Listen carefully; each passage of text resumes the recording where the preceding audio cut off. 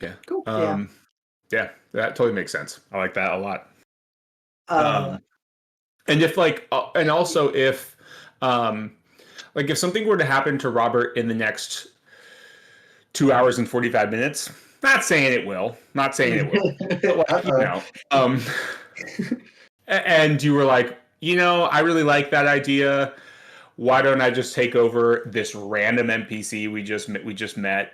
Is that okay? Can I just play this random NPC for the London chapter or the England chapter? Like, okay, cool. You could also do that, and then just have him be in Vienna.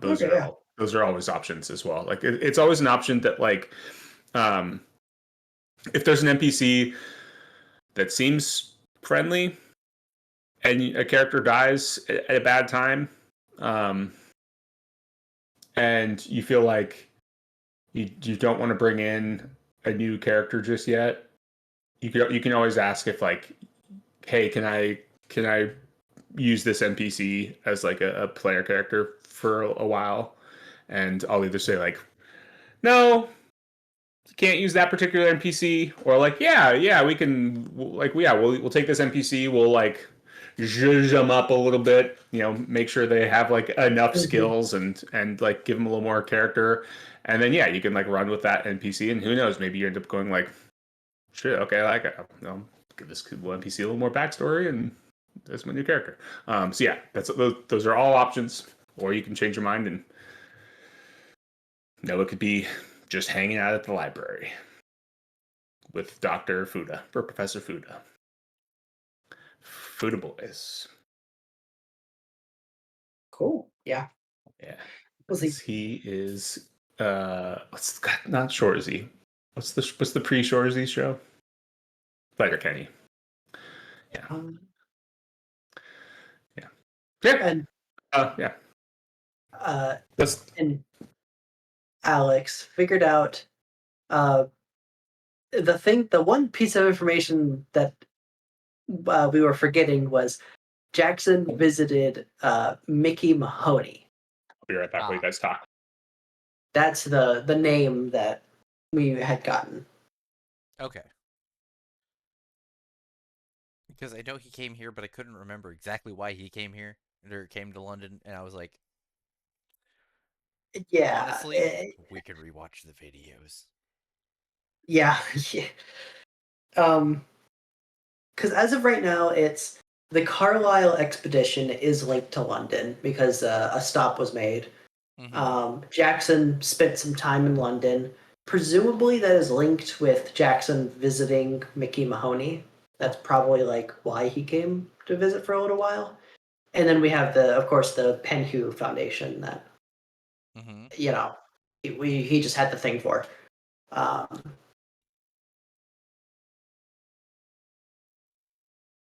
and we'll have to wait till Yang gets here to tell us more details. But mildly meta speaking, he did have the dream, and it specifically stated.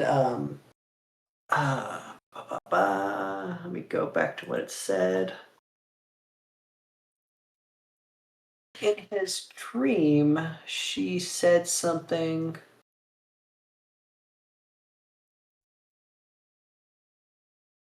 Pretty.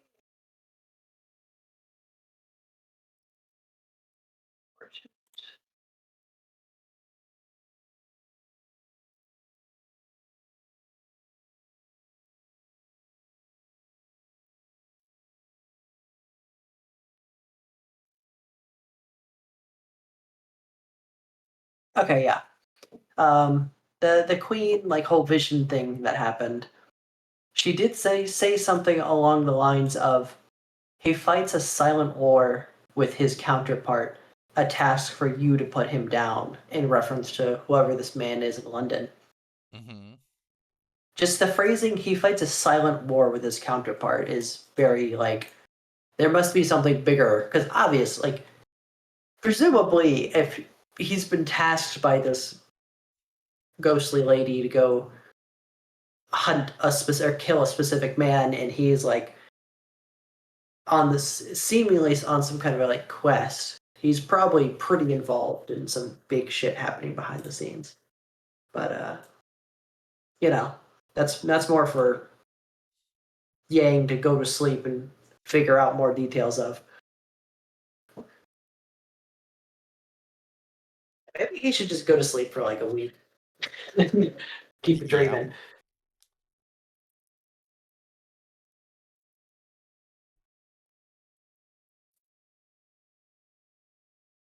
Big napper.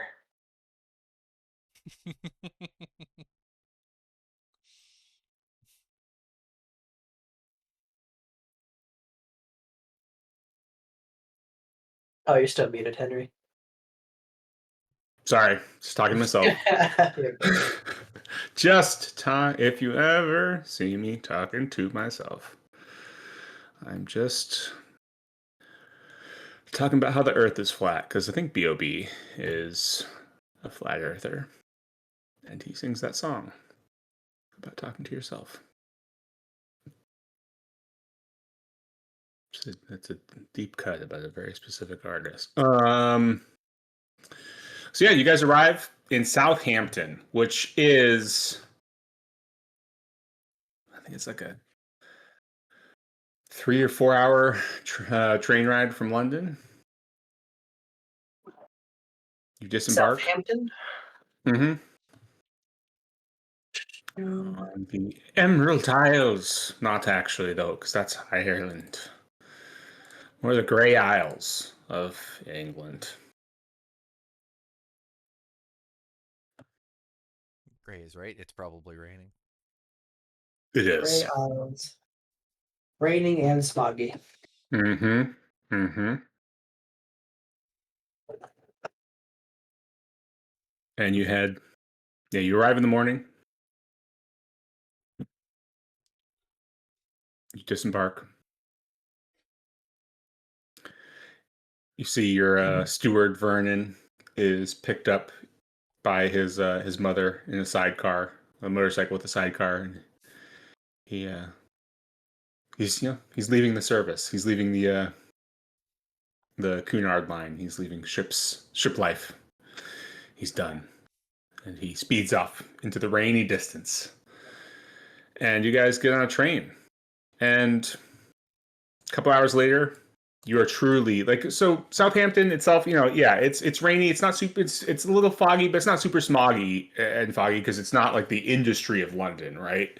But when you take this train into London, then it's later morning, afternoon. Some of the fog is burnt off, but now you are in, which in the 1920s is still the largest and wealthiest city in the world. Is post its like industrial boom and is in its like famous London fog era.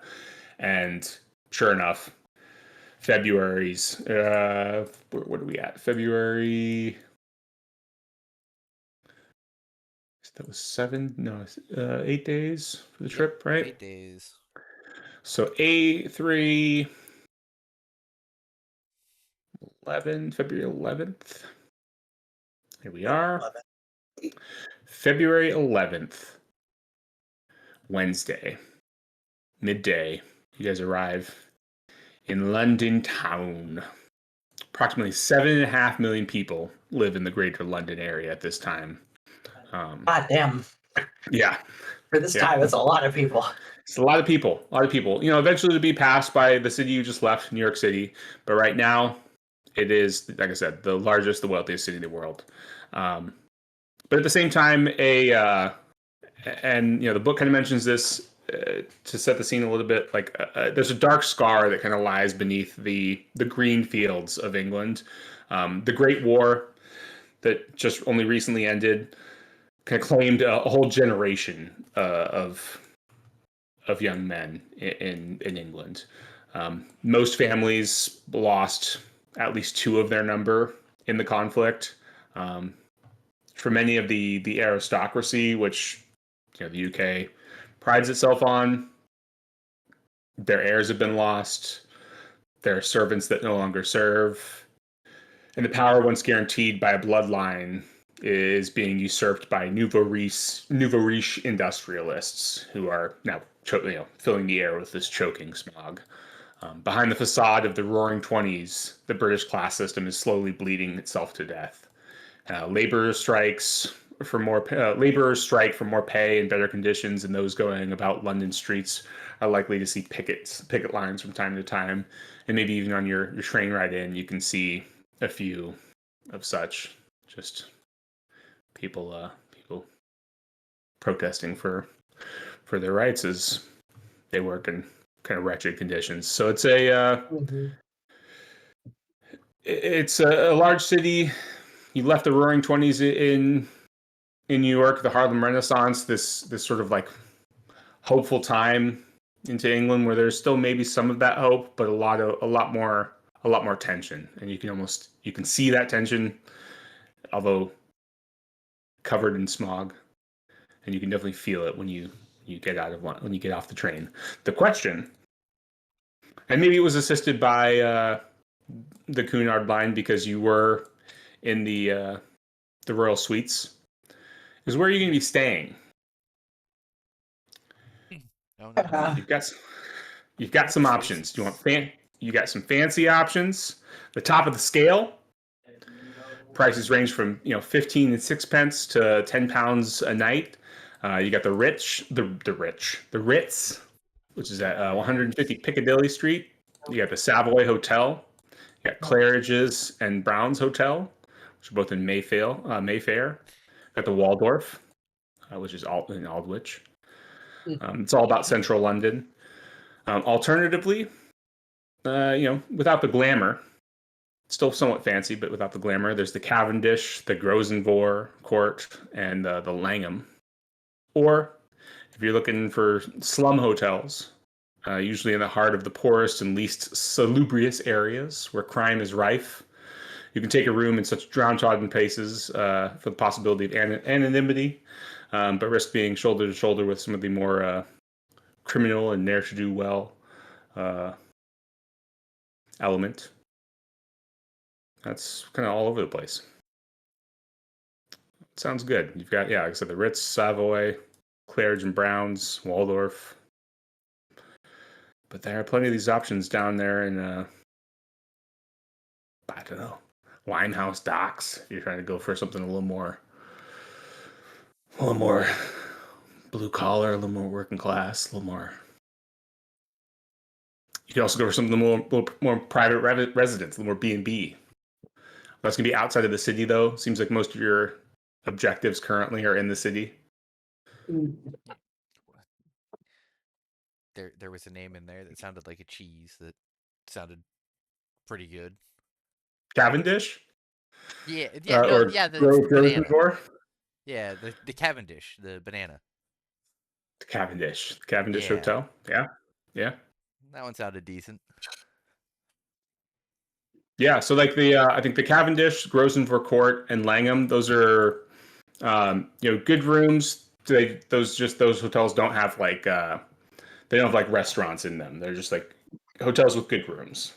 Okay. Versus the fancy places like the Ritz, the Savoy, Claridge and Brown's, the Waldorf. Those are like your very fancy. You get a suite like with the combined rooms with the shared living space. Somewhere like the Cavendish, the Grosvenor, the Court, the Langham, you guys are gonna get like your individual rooms.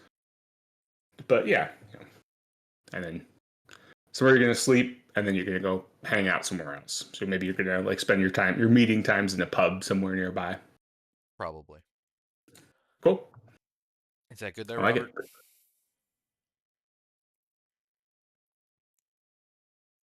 Hold on, I can ask Thea also. Give me a sec. Sure. I will still be here. I'm just eating my late dinner / early breakfast. Well, breakfast or lunch. Late lunch, early dinner.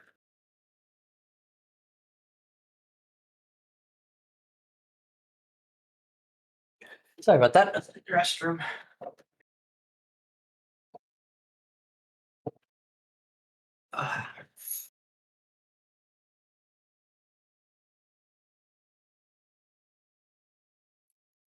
All right. Courtney has answered. She said the pub and the cheaper rooms. How about you, Robert? Um, ah, it's tough because the cheaper rooms will be nicer for keeping like down low, but at the same time, going on the down low means that people could just, you know, send people over to kill us. No problem. If we're in a nicer place, it's a little bit harder to do that. It is true, but this is also kind of a one of those risks that we were talking about earlier. Do we want to spend a bunch of money for however long we're here with hotel rooms, with that type of hotel room, or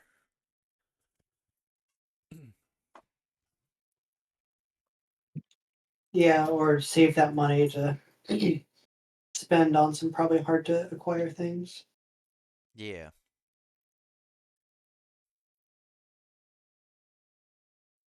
which we are probably going to need the money. So, I mean, we do have what, like 30,000 from me and uh about 46,000 in the party sheet. Let me take a check. Yeah, I think about Take a that. check. ooh, 48,000 apparently. You need to go get do some, you know, get some money out of the bank, do some conversions because the Yeah. some currency conversions. Yeah. But that's like we're not exactly hurting for money, but also like No. I don't really want to be spending it willy-nilly. And you with your credit rating too, you know, keep Mhm. in mind your spending level, Yeah. what you can easily spend in a day and not have it really matter.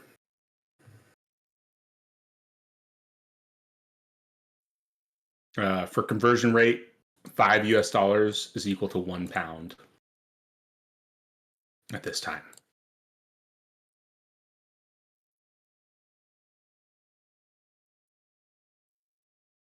So I only have 10 pounds to my name. I have a 10-pound spending limit.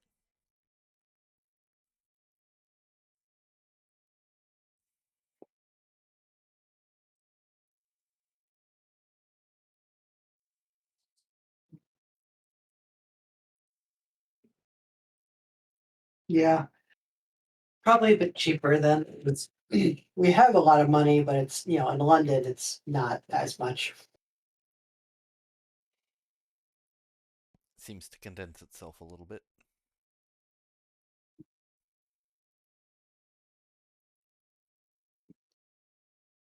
And, we can get away with stuff.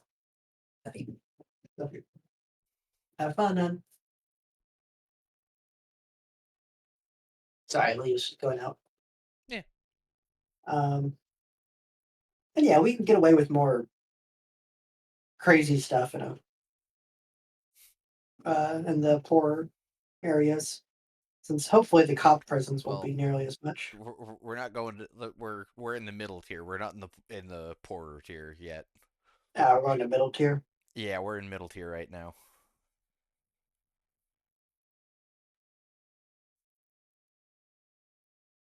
Hmm. Yeah, still nice areas. Yeah, still nice areas. We're not in the slums yet or the docks.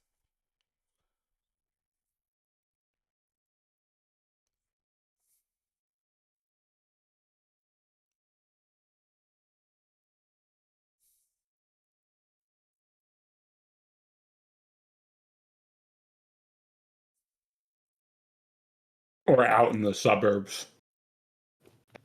Yeah, or miles away from anything that would actually matter. Right. We can actually not spend the entire day traveling. True.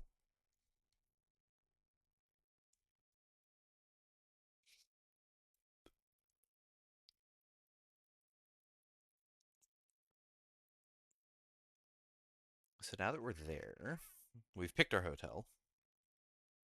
Yeah. What's the name of it? The Cavendish. How do I have which hotel?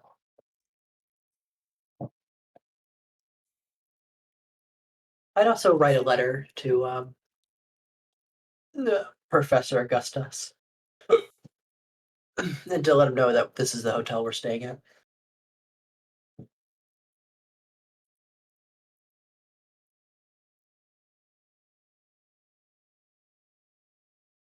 Awesome. Yeah, it's pretty close to central London. Not too far. Mhm. Central West. Soho. Yeah. Yeah, you're good. Oh, you're Oh. really close to Buckingham Palace. Oh man. Yeah. How about that? How about them apples? All right, cool. So yeah, you guys get your hotel room, get settled in. I asked last time about what you're carrying on yourselves regularly. You guys Mm-hmm. carrying your books with you? Like, what do you keep on you as you're going to be going about town, London town? Uh, my books will not be coming with me. They will be firmly locked in my luggage. Yeah, as soon as we get somewhere we can like hold down, the books are gonna stay there. Um, Honestly, as for daily carry, I didn't really carry anything special. I should probably start carrying because I have a whistle and a magnifying glass as my two like items. I mean, there's the dagger too, but I think Yang and Thea are the ones that we need to worry about their what they're carrying. Yeah. yeah. Mostly, because one has a wicked little dagger, and the other one constantly carries a gun or two. And Fee got rid of one of her guns, I think. She got rid of the Smith and Wesson. She kept the other one. The Webley. Yeah, the Webley, because that's her government issue pistol, Yeah. or the one that was allowed through customs, essentially. A little bit easier to carry. Mm-hmm.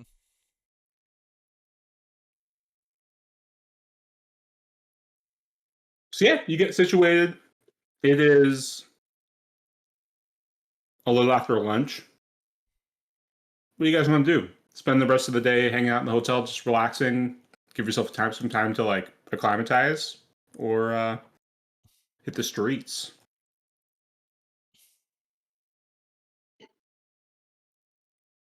There wouldn't Um, happen to be a newspaper anywhere around for the day that we might be able to see like upcoming events and things happening. Would there be? Or anything from the Uh, hotel that we might be able to get? yeah, just like like the not the London Times, but the Times. Mm-hmm. Yeah, yeah, you can grab a copy of the Times. Absolutely. Nothing immediate jumps out to you. Okay. Just kind of seeing what's just going on in London at the time. um, Honestly, figuring out what the hell the Penhu Foundation is would be good. That sounds like a really good place to start tomorrow. Yeah.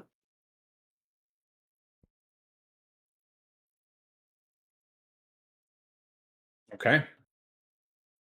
Um. Yeah. Yeah. The Times probably talks about worker strikes, things like that, but nothing massively of note. Uh,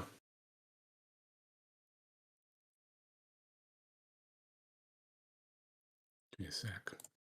Just to double check.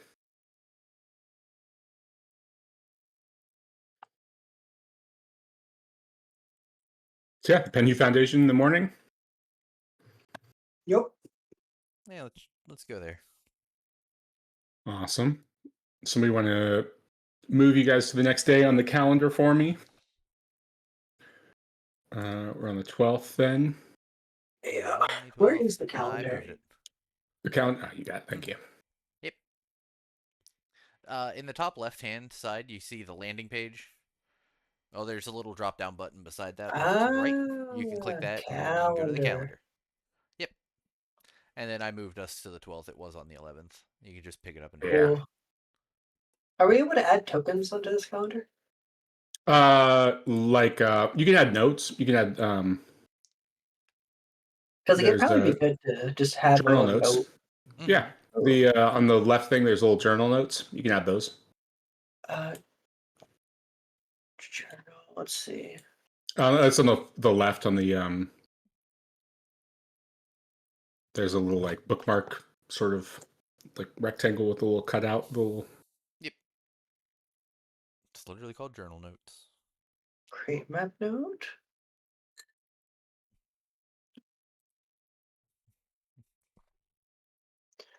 Create note. It's the first day of the rest day of our lives. Visible. This is me. Probably However wondering how short I got here. Forever how short it is. Oh, However short it is. buddy. Scotland, England, the United Kingdom. Oh, interesting. I was Not not really able united. My burial grounds. The to. land of the rest of my life. Arrive Cool. to London. Is it gonna actually let me make it now? Oh boy, is it. Because I can make it, but I can't actually edit Did and you post it. So I create it, I type the title, and then I go to create map note, but I'm not actually able to click anything beyond this point. create note corresponding journal entry? Try creating.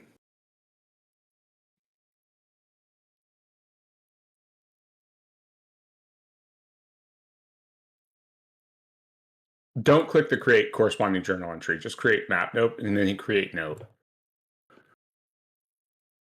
Create map note. And then it should come up with an icon. Yes. And then if you double click on the icon, you might have to go back up to select notes on the top from the top left, rather than if did it try to make another note. Yeah, the trouble I'm having is so like I click it, I make a name, London, create note.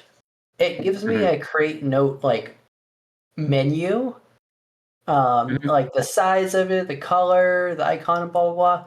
But I can't actually edit any of that and then officially create the note. Interesting. Give me one. Yeah, it's almost like I don't have Nope. permissions to actually edit a note I Yep. create. Yep. No, it says create map notes. Everyone has permission. I don't know, because like I've gotten through all the steps except for like I can't It's going to reset edit. the world real quick. Okay. Sorry. Yeah, whenever I change permissions, it resets the world. Yeah, it should. Yeah, I don't know. Because I click on it, just do a test. Name. Not corresponding, just create note, and then from there I cannot actually, because like I can't save the note is the trouble I'm having. Create note. Maybe. Oh. Yeah, I see your I note. just made that note. Yeah, and then if I can't click on it to like edit it. Yeah, do you see a little notebook on the 11th? No. No. So No. like okay, yeah, I have it pending to be like made, but whenever it gets up to like the create map note section, it doesn't let me like edit anything, and then I can't officially create the map node. You can't hit the create map note button, so it's got to create the big create map note box, right? Yeah. So I'll step through. I go to the left-hand side, create map note, toggle that, click on my screen wherever, create note, make the name of the note, create note. I click the check mark, and then it brings up a drop-down menu of the position, the icon, the label, and the content. Yeah. But from this page, I cannot create it because I cannot actually. At the very bottom, there's not a create map note button. So it's there, but it's grayed out. Yeah, it's grayed out. It doesn't let you actually create the note. Does it have an entry icon marked already?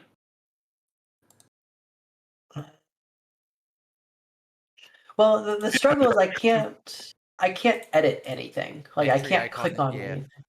Yeah, You can't edit we anything. literally can't change anything in here. Like I can't even create journal entry page, change it from globally visual. It's That must be a permissions thing. Yeah. Is it with us ourselves? Like our No, individual that's permissions got or to be in the world on my create tokens. No, Maybe is there like a map setting specifically opposed to just no, changing? because from journal entries they own, create new items in the world. No, I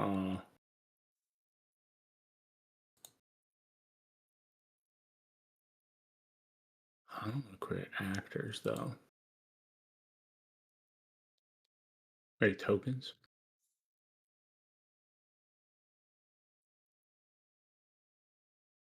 Yeah, should hypothetically be a token.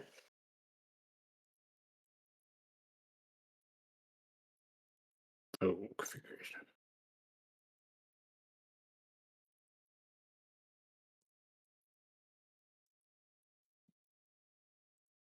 Oh, no. It's resetting.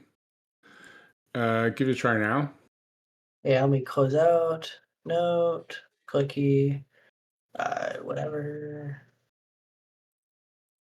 No, still no edits. nope. I mean, I have it notated in my notes, so it's okay. Yeah. Like, I'm not worried about it right now, but it'd be nice to be able to add Yeah, notes. you should be able to. I'll work on that. Cool. Okay, I don't want to hold up Because you're all listed as too much trusted time. players. Yeah.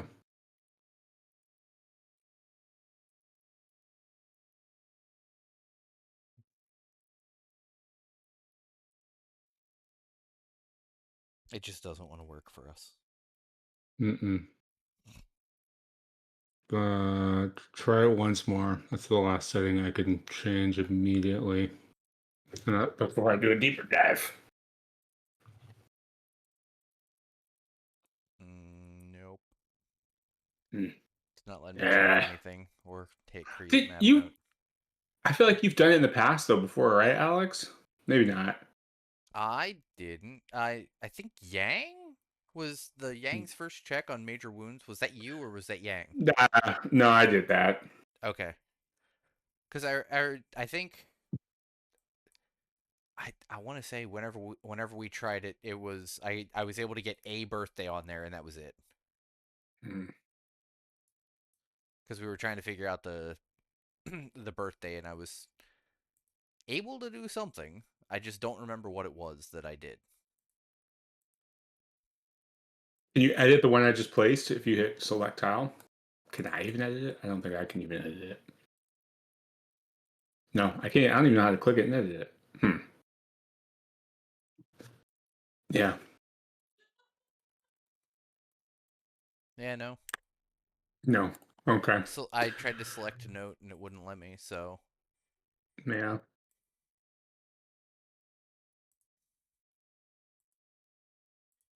Let's do some more digging. Okay. I'll do some more digging, figure out what's going on there. okay, I'll head back to the landing page. Yeah. Yeah, morning of the 12th. I believe that's what we said. You guys are gonna look into the Penny Foundation, going to the Penny Foundation, researching it. What's the plan?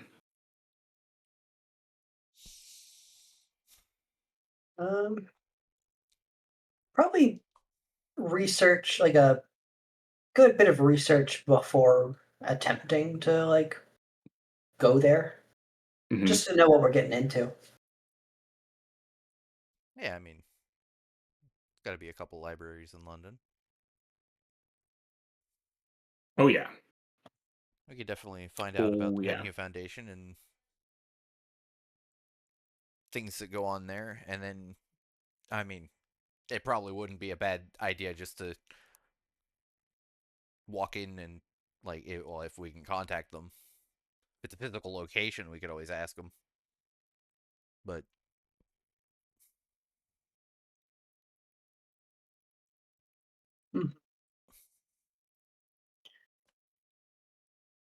Just trying to think exactly about like what in the world.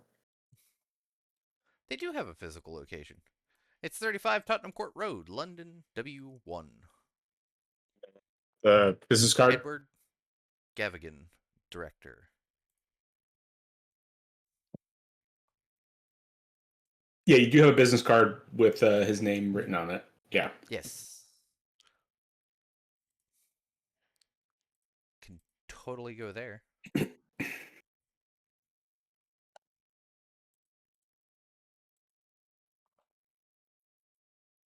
Your call. Which would you like to do? I don't know, a little bit of research doesn't hurt. Yeah, you guys want to give me some Library use. library use? We've been using thy library. Hey, you could spend 22 points. You can push it. You can spend. You could tell me how you're pushing. You push it. I went to the wrong area first. I went to the fiction section.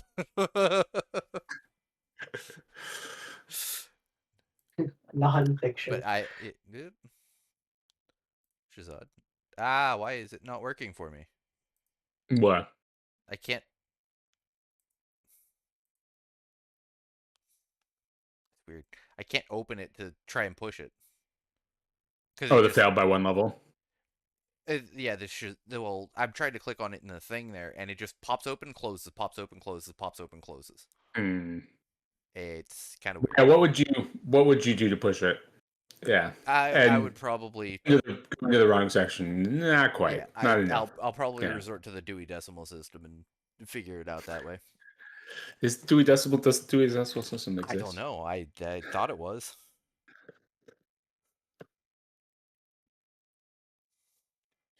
When did that come into existence?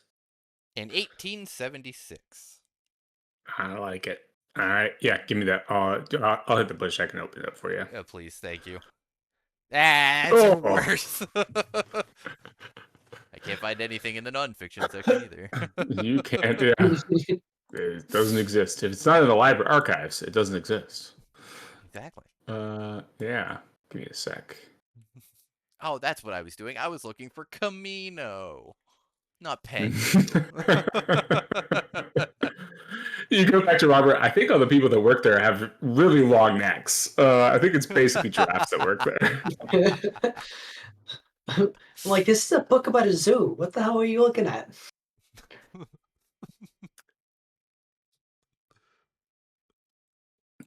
It basically takes you the rest of the day. So you spend most of the day going into the research, and you guys are there for a full day. And so it's the end of the day.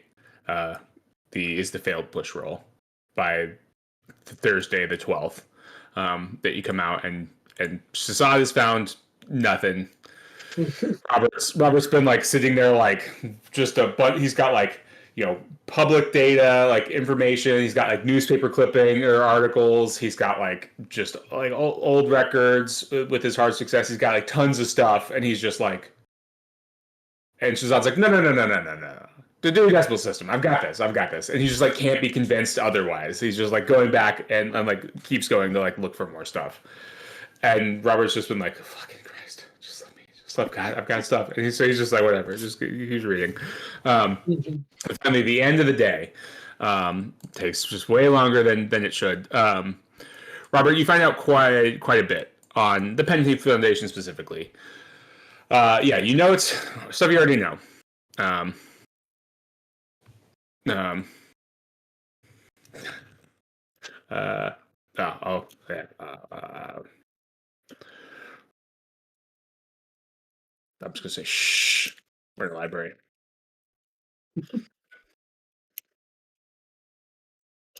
I can't type though. There's Shazad in the background, like, ooh, historical figures. Let's go over there.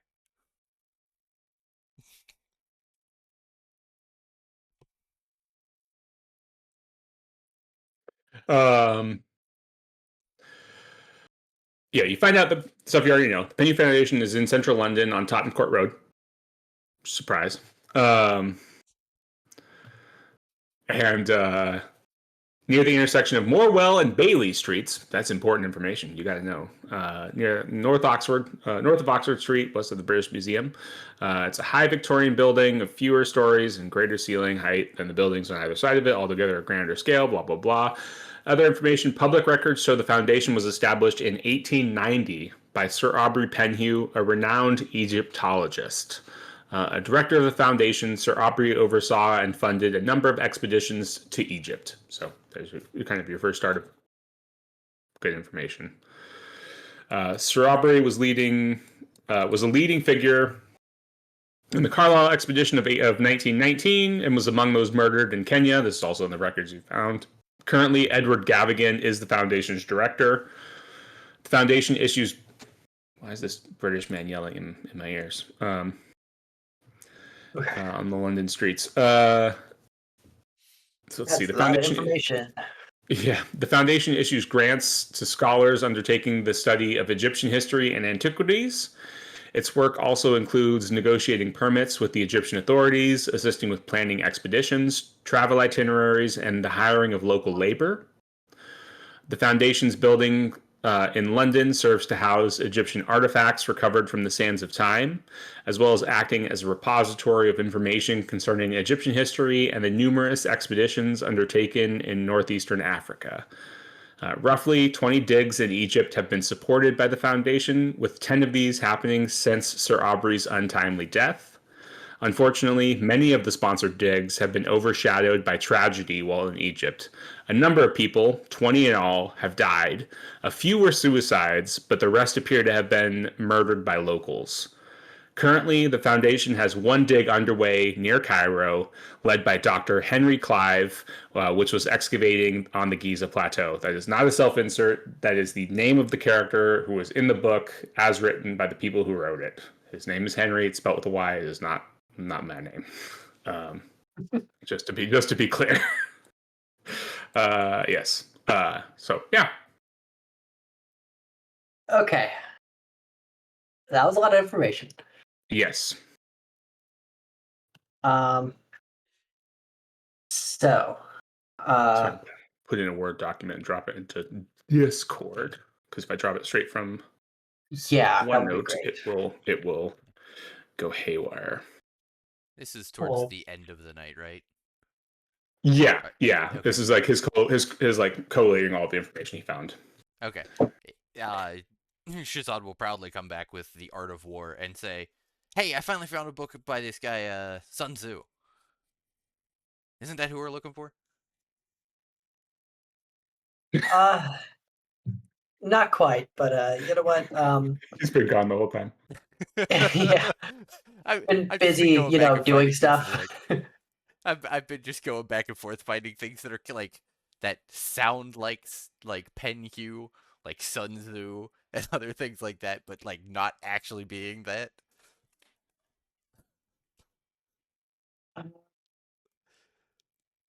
That work? No, that did not work. Uh-oh. That just destroy my notes. Carlisle expedition.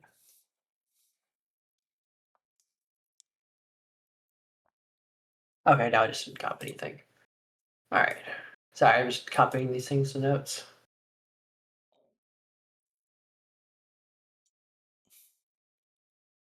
Ah, that'll work.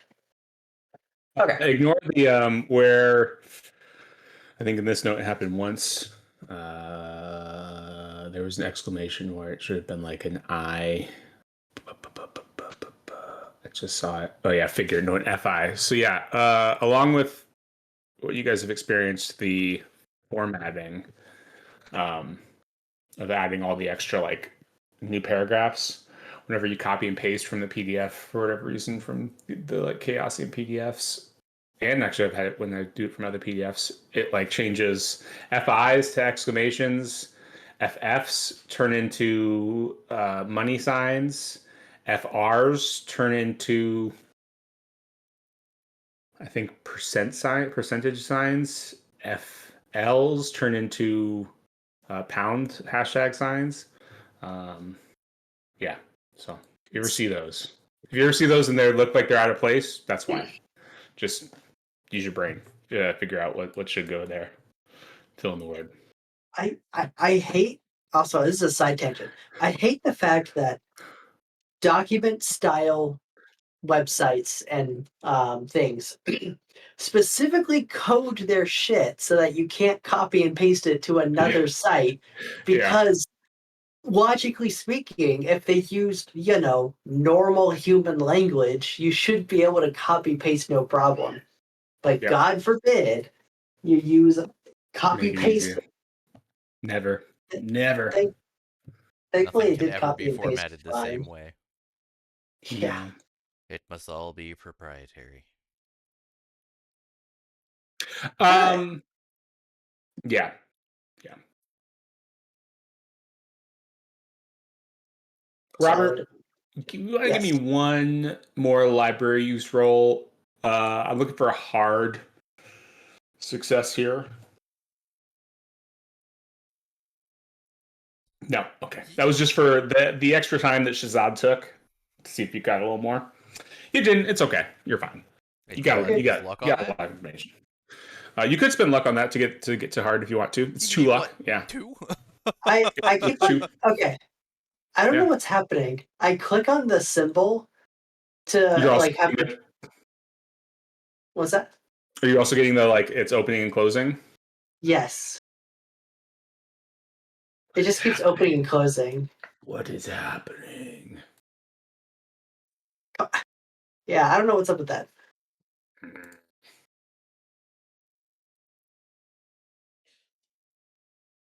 I wonder if they like borked something when they is that the technical term? Yes. Worked. Yes. Do you want me to spend the 2 luck for you? Yes, please. Okay. You also find out you're like, well, he's taking forever. He's really obsessed with like whatever he's looking for, this Dewey Decimal System, which I've never used because I'm a professor, and you take a peek. You look into some of the like notes about Edward Gavigan was the name on that Mhm. card. You also find oh god damn it. One Edward note. Gavigan. Yes.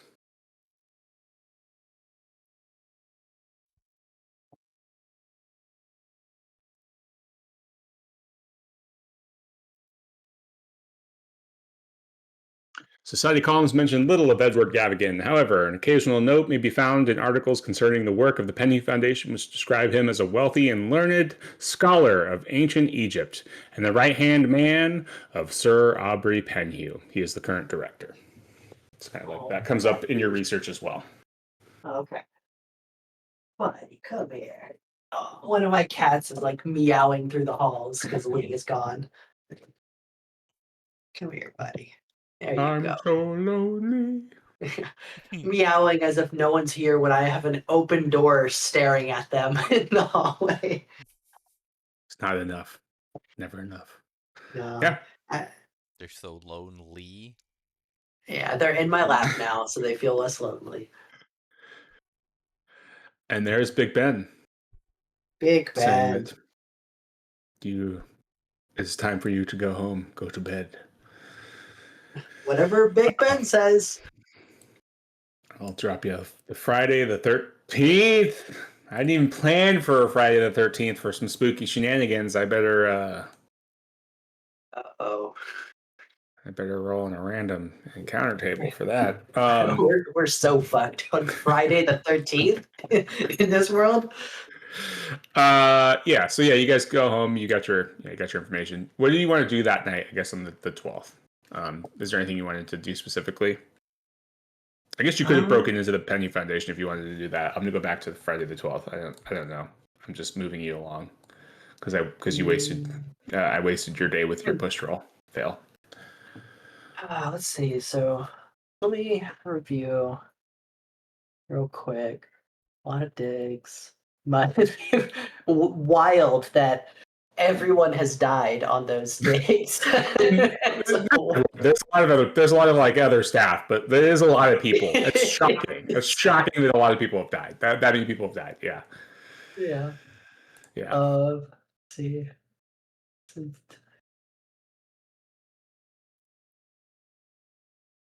You know what? Why don't we take this afternoon? It's So evening mostly, now. It's like night. Yeah.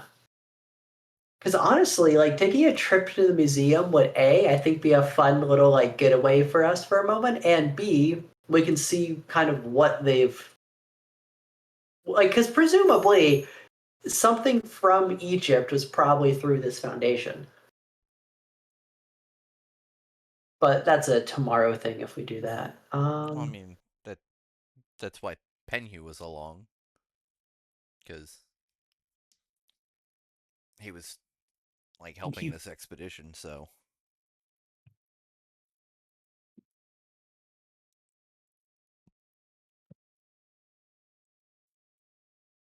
yeah, I can't really think of anything like afternoonish that would be good to do. Most of what we want to do, because I don't really want to break into places yet. I'd rather do it the right way before we do it the illegal way. yeah.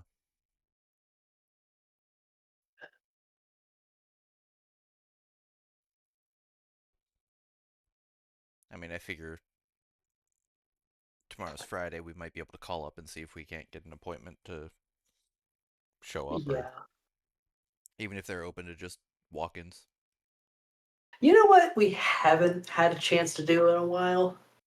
What's that? Go out to dinner and just enjoy ourselves for a day. I think that would be quite nice. I agree. Because on the cruise, hypothetically should have been our chill time, but reading books really does a number on you. Yeah, how you feeling?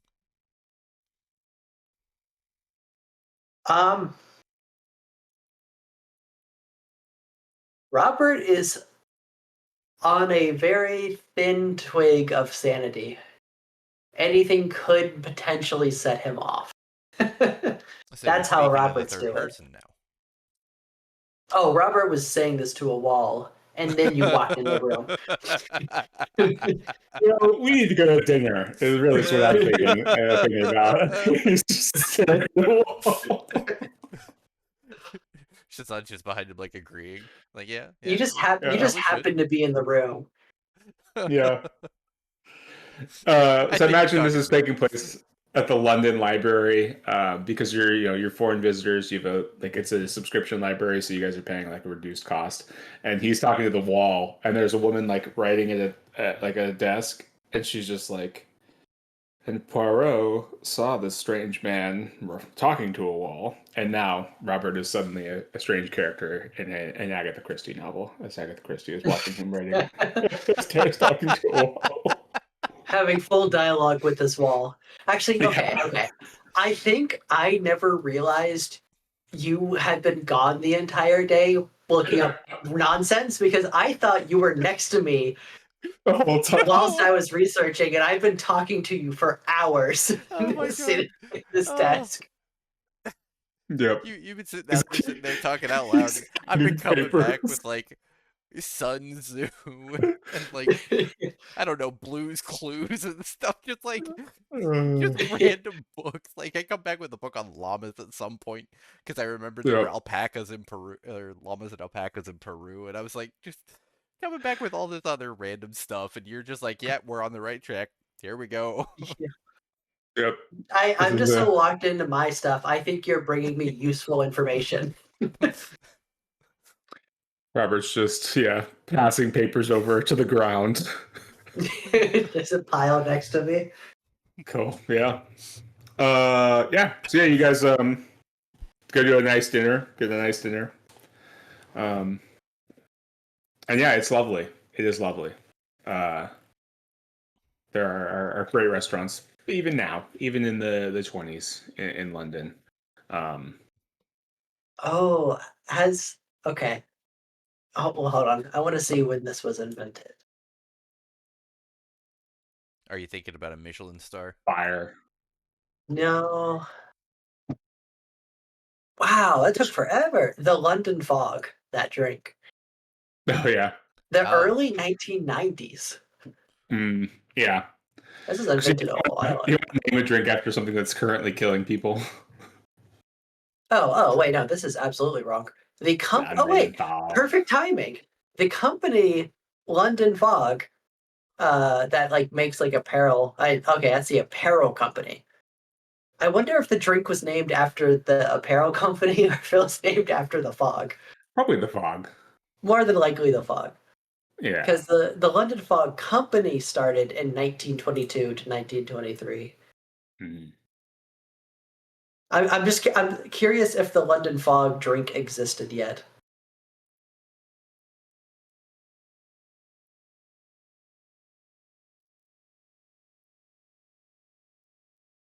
No, I guess it doesn't look like it was invented quite yet.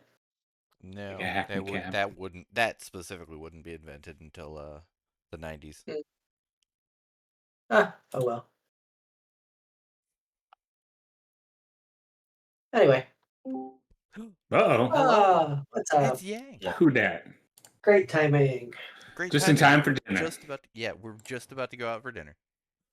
Sweet. I just ate not long ago, but we can do that.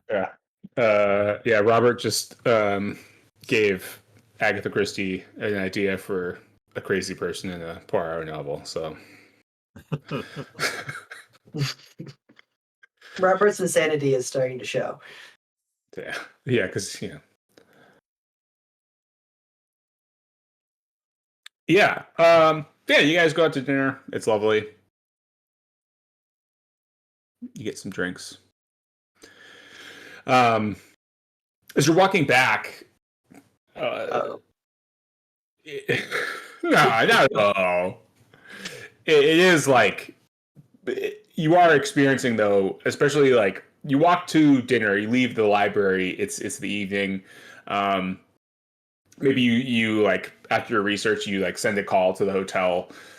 You put a call out like from the library to the hotel, like let Yang know, like, hey, we're gonna go to dinner. Like, have you stopped, shouting, making weird erratic noises? Like, would you like to go out to dinner? And he says, yeah. But you guys like walk to the restaurant, and yeah, it is like one of those thick like London pea soupers. Like it is just this thick fog. You can barely see your hand at the end of your arm, and you're kind of like getting used to it. You're trying to like walk close to the wall of the buildings so you're not stepping out into the street.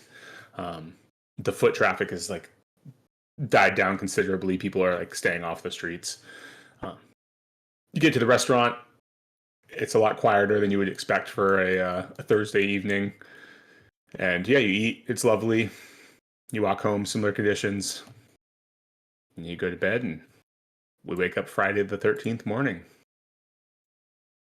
The 13th morning of the rest of your lives. What's the plan? Gentle folks.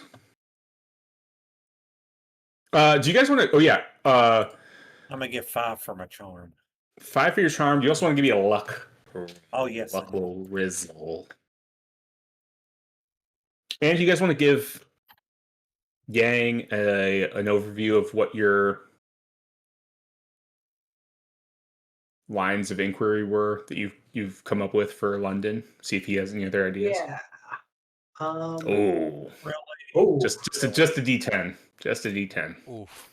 Need that look. You do. that hurts. Oh, Uh, that means Yang is my low luckster at 28. so the four big pieces that we knew from our research is the Carlisle expedition was in London for a while. Jackson was in London for a while. One of the flyers we recovered from Jackson's, death place was the Penhew Foundation. And Kensington mentioned that Jackson went to London to visit a Mickey Mahoney.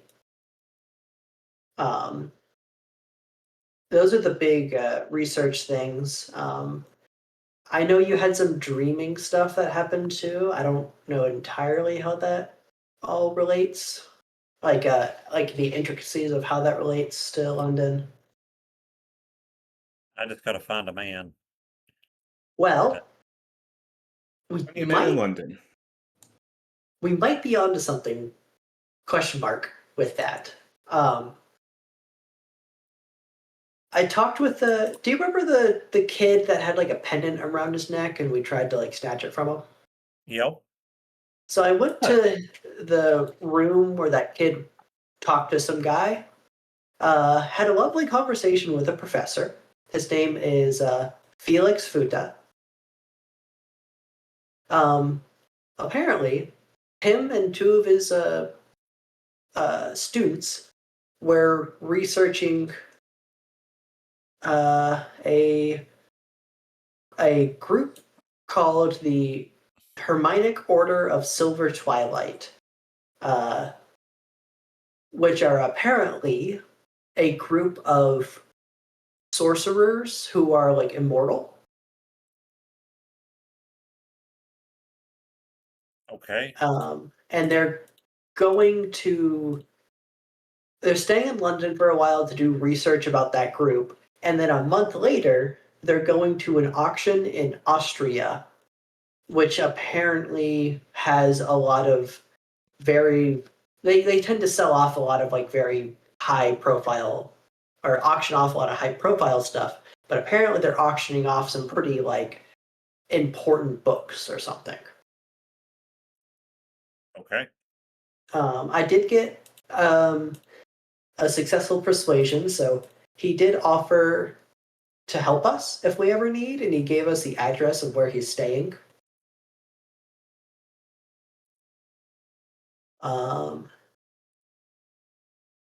We are now in London, and we got a shit ton of information about the Penhew Foundation. It's essentially a leasing or a company that helps people fund and create expeditions out to Egypt. And they have a horrible track record because of the, 20-ish digs? Yeah, roughly 20 digs. Everyone who was leading those digs has died. So, very bad track record.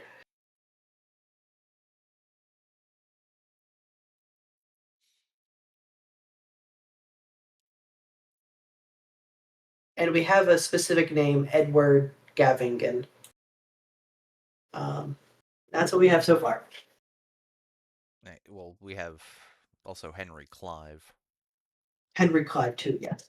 Yeah, in Cairo. That's written in here? Yep.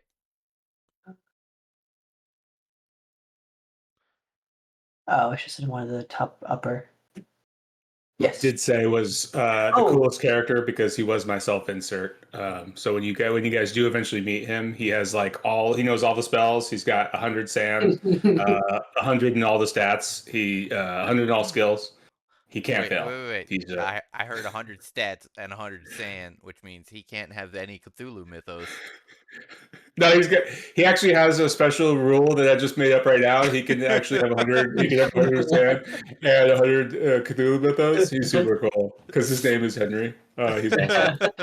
It's actually a secret ability. Once you get 100 it's mythos, you super- get back up to 100 sanity as well. Yeah, it's when you go around the full circle, you just actually get you're super cool. No, actually, he spells Henry with a Y, so he sucks. He's the worst. Nobody likes him. Loser. We'll go He's a kill him. loser. Yeah.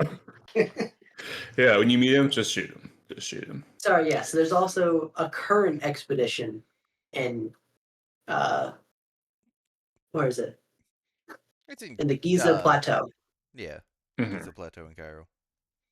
which, you know, presuming the track record, he will also be dead by the time we find him. Yeah. Be one of the 20. Suicide or killed by locals. Those are the two like deaths, the means of death that you found. People really just keep coming back, huh? Like after That's just- 20 people have died, you think that no one would take fucking help from this foundation? What price glory, you know? What price glory? Yeah. Yeah, you guys have done some solid research.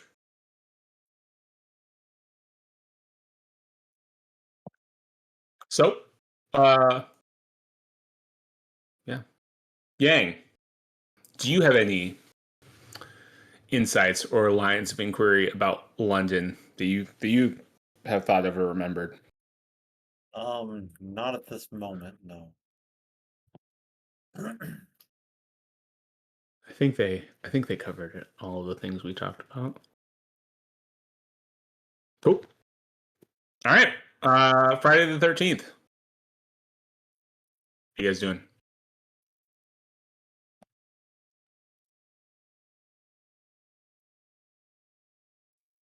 Finding a hockey mask and a knife. Yeah. Um, It's England, so it's field hockey though, so it's Yeah. it's not as fun. I mean, It's I just don't a know little about like the kicker's football mask. I don't know about the rest of the party, but I kind of want to go to the museum and see if they have any artifacts from Egypt, or B, any. Oh well, let's be honest, it's London. They absolutely have artifacts from, from Yeah. It's Egypt. Britain. They Um, stole. Yeah, they've got more. Yeah. They've got more Egyptian artifacts have more than of Egypt. Egypt does. Yeah. yeah. They have more of Egypt stuff in London than Fuck. Egypt has in Egypt. Yeah. If they could have figured out how, they would have taken the Sphinx and the pyramids too. But Yeah. it just Just wasn't. rebuilt it. Yeah. The tech just wasn't there. But yeah, I don't know. I don't think it. I'm gonna be honest. I don't think it's gonna be very productive, but I think it'll be fun, and we might find something there. Who knows? I The mean, British Museum, is that what you're thinking about, or going to the Penny Foundation? Because it sounds like from your research they have like a miniature museum, they have a display of like artifacts there as well. Do we think it would take all day to do the British Museum, or could we do both? Yeah, you could go to the British Museum and go look at like their Egyptian section. Yeah. Yeah, I just figure like we just take a day to go check out both museums, take some notes, see what they have, and see if like we link it to anything. I mean, know? I've been looking at a lot of cult symbolism and such, so could tie something together there.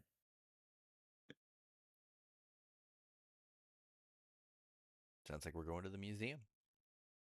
To the museum. It opens at 9 a.m. Well, hopefully we don't have to spend a night in here. No. None of you are Ben Stiller, I think.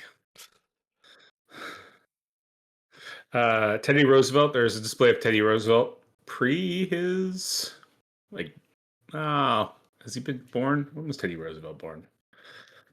I don't know. So yeah, you guys go to the British Museum on Great Russell Street. Houses all manner of priceless artifacts from across the world, such as the Rosetta Stone, all 18 discs of them and cassette tapes.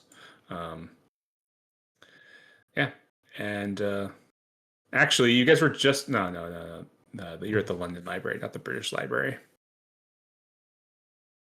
Yeah, you guys go pay the couple pence or 6 pence entry fee, and you see the Egyptian. Section. Hmm. What are you looking for? Yang mentioned occult symbols. Anything else you're looking for in particular? Let's see, some occult symbols. Anything about well, I mean, Yang and uh the would know more about like the Sphinx and all that stuff. Hmm. I'd probably also be keeping my eye open for anything about Queen Nitocris and Mahetra. Cool. Yeah. Yeah. So yeah, I mean really culty shit is okay. Anything that's cult related or anything that specifically states it was sourced from the Penhu Foundation, if not all of it already. Okay. Um. Or members of the like foundation or people who were associated with it that I recall their name of. Yeah. Why don't you guys give me Yang? You can give me.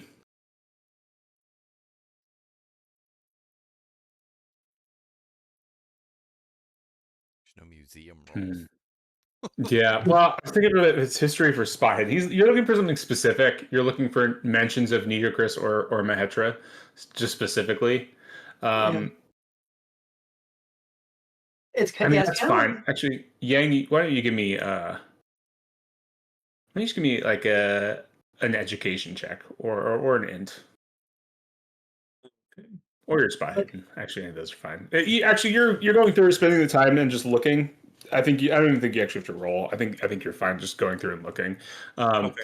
Robert, give me your occult check. Because you're also like looking for occult things, occulty things. Shazad, Yeah, are you looking for so anything specific? he's now got Penhu memorized, and he's not gonna mess this up. He's gonna look for anything that says Penhu on the Mm-hmm. placard or anything like that. He's Yeah, he's gonna look for Penhu, and he's gonna fail. yeah. No, you have to roll for that. You're like reading every placard, and every little bit of like public facing information. You're like reading through it. You're that guy with his hands behind his back as he's going through like the museum, just like everything that there is to read. You're just Reading absolutely everything. Yeah, there's a group of school kids that should be, working in a like textile factory somewhere at this time that for whatever reason are on a field trip.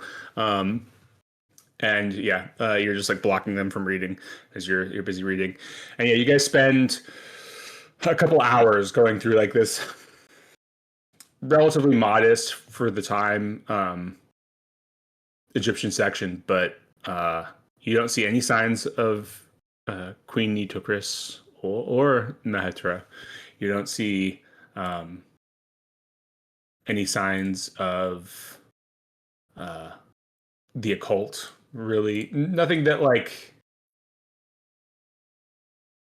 the occult in terms of like outside the norm of what you would expect from um, ancient Egyptian like religious practices, right? Like nothing that in Robert's studies he's heard of, right? Like nothing here seems super odd or strange.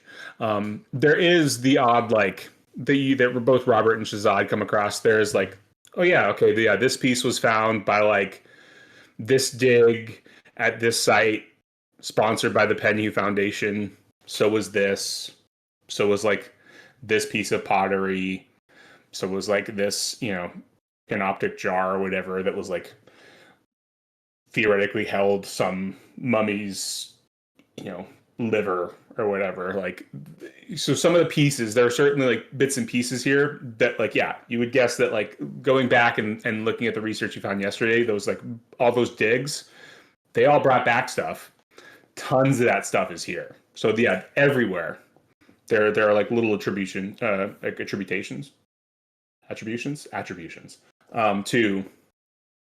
the Penn Foundation. It's not like they're like the prime donor, but yeah, the Penn Foundation's name is all over the place. They're absolutely you would guess a well-respected and a like key member of the archaeological and particularly the Egyptian archaeological community in the UK, because they have contributed significantly to this exhibition. But none of that, from Robert's estimation, seems like abnormal or occulty. It all seems, maybe even one of the mummies. One of the mummies is like, yeah, this was a pharaoh from something century, and yeah, this was found by this dig, and that was this group, which was partially run by these people from the Penn Foundation. One of these members did oddly decide to go off and kill themselves. That's weird. Must be unrelated. And that's probably not mentioned. The fact that one of them killed themselves. Though, reading it, looking at the dates, like that is one of those ones though where one of those guys did kill himself. Yeah. I think Robert was talking to somebody about that. I don't know who it was, but I think he was talking to somebody about that, and I overheard it. He was talking to Agatha Christie about it, but yeah, he just didn't know. He was talking to the pile of papers beside him. As I'm reading it, I'm like, oh, thankfully I can talk to Shazad about this because we had a full conversation about it. He knows. Yeah. So yeah. Yeah, you guys get around lunchtime. So yeah, 3 hours or so you spend there. I can't remember if we mentioned this, but for context, whenever we were out at the bookstore, Robert's, being Robert and a little crazy, was speaking to the wall for a couple hours, and he thought it was Shazad. That's the canon timeline. And Shazad failed both of his roles to try and for library use. So he failed the role in the push roll. He was bringing back stuff about like llamas and Sun Tzu and other things. He just couldn't figure out the word Penhew. Sun Tzu and Penhew. Now I get it. Oh. It's all clicking. It's all coming together. That hurt a little bit. I thought you would have gotten that right away. Oh, no, sorry. It was too this far whole apart. time, Henry's like, why the fuck is he keep bringing up Sun Tzu? I just thought you liked Sun Tzu, I just thought I was a Art of War fan. Just really passionate about it. I mean, he's from that side of the globe. It's close enough.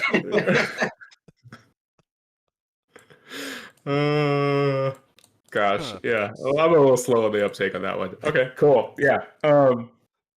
So you guys leave. No, don't leave, but you get to the end of the Egyptian exhibit, and what do you want to do?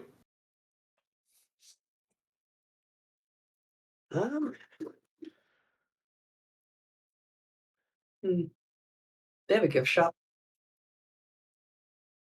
Probably, yeah. Yeah, I'll go to British Museum trinket. Yeah. Yeah, what would a trinket be in the 1920s? Something probably wild, like, oh, here's an actual mummy figure or something. Yeah.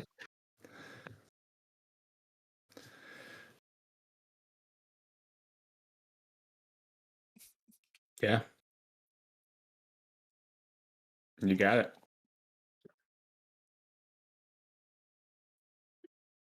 I'm game for, getting lunch, then going to the Penhew Foundation, checking out their museum. Yeah. Cool. Sounds like a plan. Yeah, you guys go get lunch and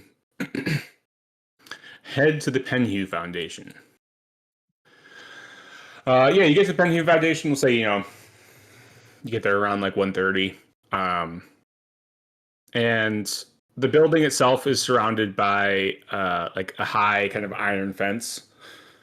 It is like there's a doorman on duty at the front door, and you can see like right at the front door there's like the hours of operation Monday through Friday, 8 a.m. to 6 p.m. And yeah, he just like looks at you. He doesn't do anything. You guys can walk up on in. You go on in. There's an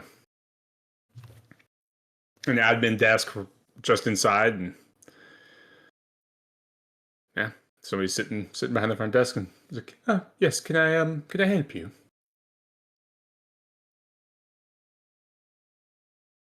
Hi, yes. We're just wanted to check out your museum, if that's possible. I see. And are you I don't mean to be rude, but judging by your accent, you clearly not British. Are you a scholar? Are you a researcher or something of some sort from America, perhaps? Just hoping to do some research, or is this purely a tourist endeavor? Or um, Yeah, we've been doing a lot of research on Egypt and a little bit more of a passion project for us, but I see, I see. Well, if you're are you affiliated with any sort of university or other sort of organization, research organization, or is this merely personal? um, it's I don't if I if we may, it's a very personal thing for us. We we lost a friend a little while back, and we're continuing his research. I see. Well then, yes. The if it's just personal research, the exhibition hall is on the second floor. The exhibit hall. Um, the stairs are right there. You're free to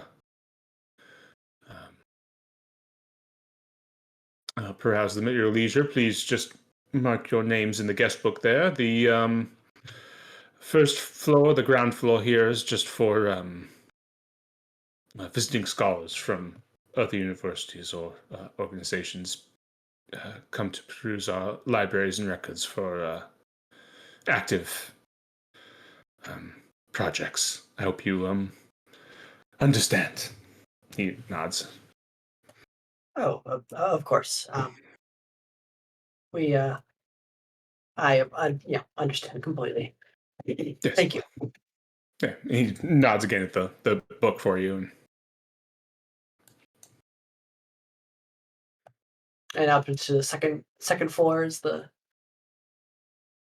exhibit hall. yeah. Once you sign your name in the guest book. Yes.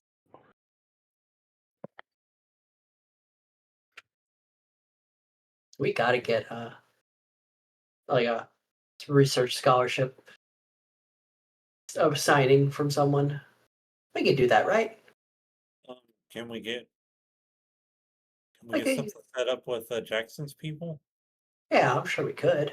You had to do it all the time.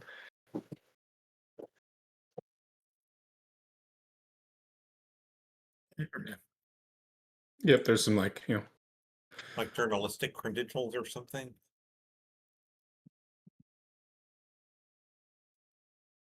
Yeah, I think well, I guess we have to send a letter out to get the permission and approval, which will probably take, what, a week or two. But I'm sure we can get something official written paper. Yeah, I mean, if you guys are concerned about that, you want to give me no rolls, education.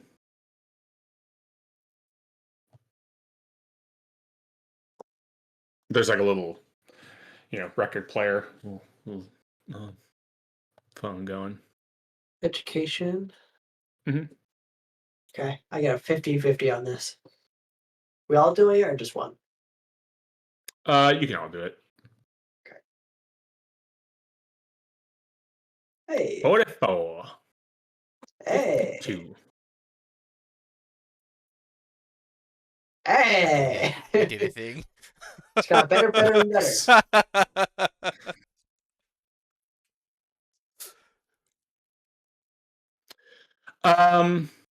Yeah, you like it would definitely be easier if you had actual proof that you were from a university or an organization, but you could not just as easily. You could also potentially Shazad definitely knows. You could say you're from the University of Uzbekistan, some whatever city you're from in Uzbekistan, and just to try to be extra convincing, and they're like, okay, yeah, we'll take like, and if you're convincing enough that they would just take your word for it, that's also a possibility. Having a letter of introduction sort of smooths that road for you, but if you're convincing enough and have the ability to um speak away your credentials or prove your knowledge just verbally, or if pressed, you could also just talk your way past that if that's a concern for you guys with the extreme success. I mean, we could just say that we are here with for research purposes with uh, Jackson's publisher. I mean, yeah. I mean, I wasn't lying when I said that we're here for continuing the research for Yeah. a friend of ours. They just because I'm sure if we name drop Jackson Elias, they might be a little more like, oh, like might we might be a good thing to name drop in that whole foundation. Yeah. Yeah, you guys get up to the second floor, and it's got these huge, tall, broad windows, with ventilator openings at the top of them, and all the surfaces are finished in marble, like I said, 20-foot high ceilings, and then there are these glass cases with mummies in them, with pottery, other artifacts, statuary, all in very nice, tasteful rows placed out. And then there's that typical museum kind of air of hushed contemplation. It's very much like a museum in this exhibit hall. And yeah, except for that cough. Who coughed? What the fuck are you coughing in this museum? Anyway, it's the mummy. It was the It's mummy. a little dusty. The mummy removes his hand. Goes back to. and someone else gains the sense of the divine sense. Yeah, you guys can look around the exhibit hall if you want to.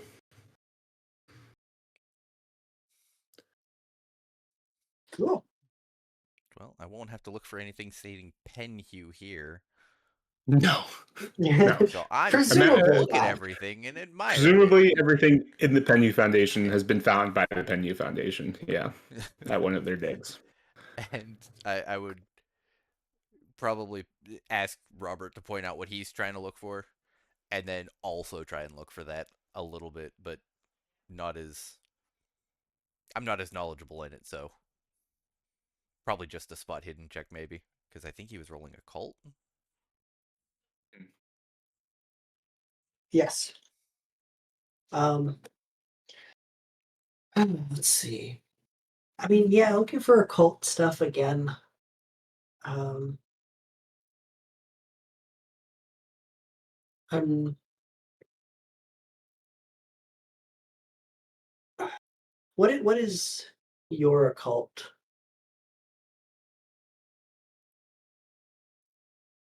Mine? Yeah, 5.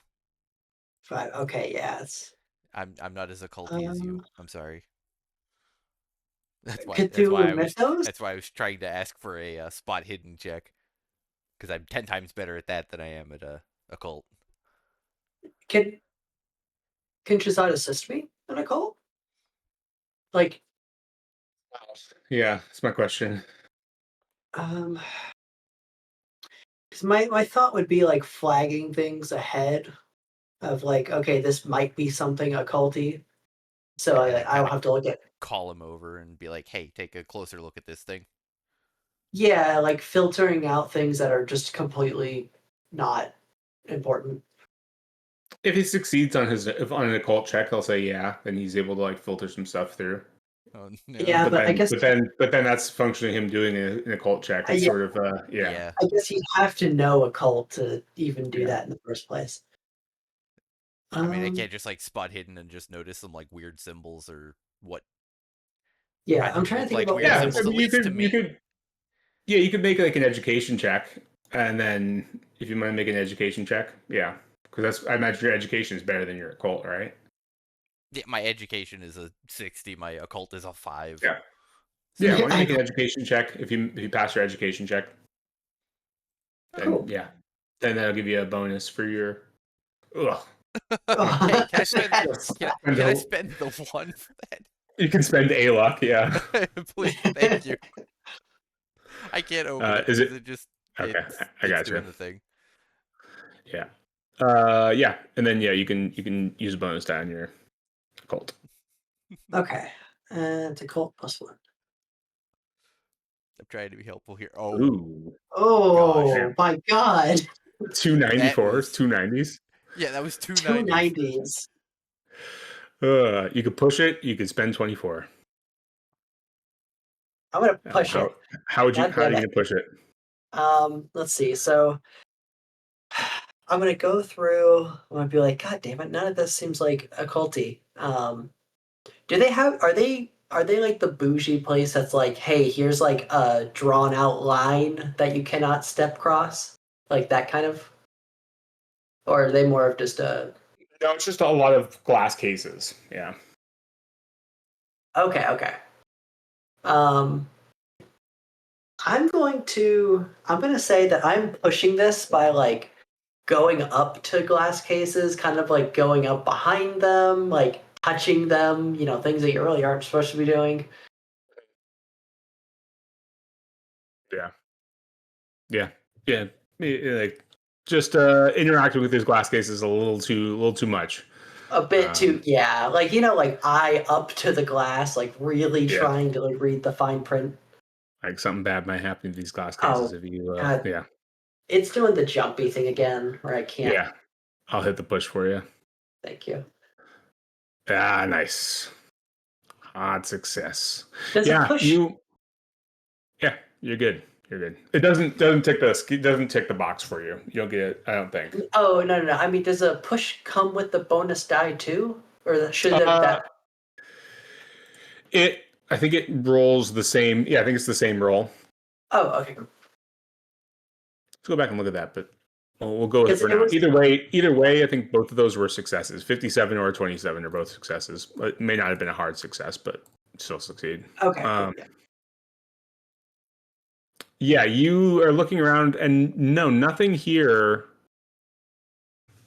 Yeah, nothing here is abnormal either. Um, we see Yang. What is Yang doing? As my question is, this is happening. So I imagine Yang is going around. I don't know, peacefully just watching things. We just see like Robert. I can smell it. Yeah. Yeah, at some point, Yang's walking over to Shazad, like poking him, going, "The hell is he doing?" The artifact speaks to me. He really is losing it, isn't he? Let them cook. Yeah. Yang, are you looking for more like Nudicrous, Mahetra? Yeah, let's look for that more. Cool. Yeah. Yeah, we see Yang going around looking. You don't see any of that.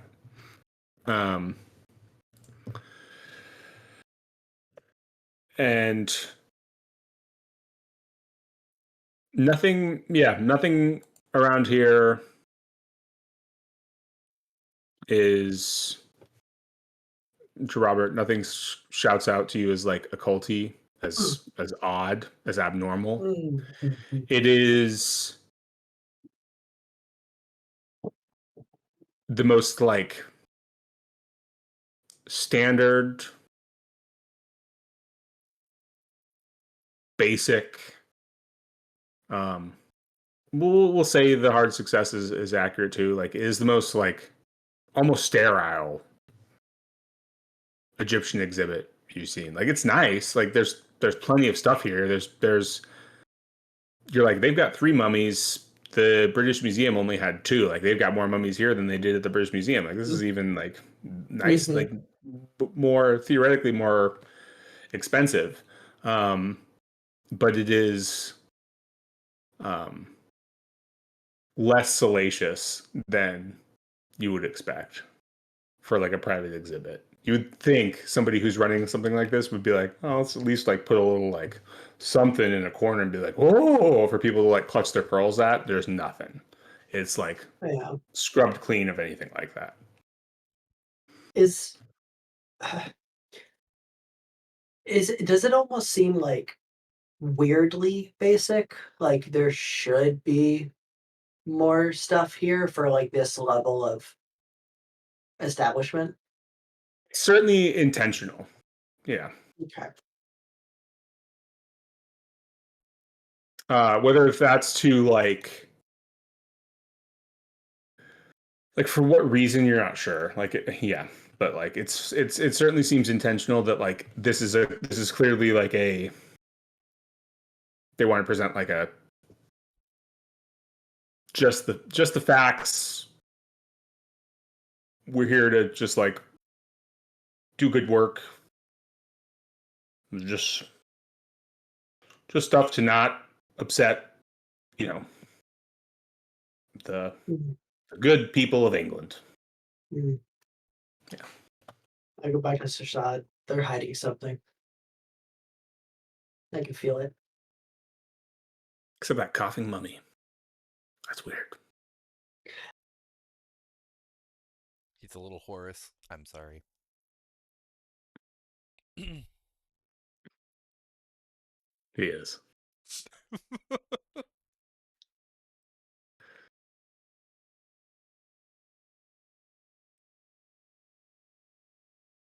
Okay. What next? Well, I'll let you talk about your next moves. I'll be right back.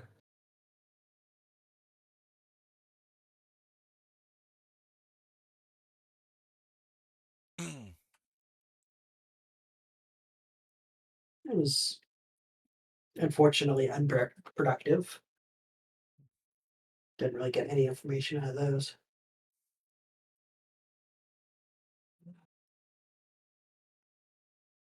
Well, maybe we can get information out of the curator. Yep, I think that's the next move.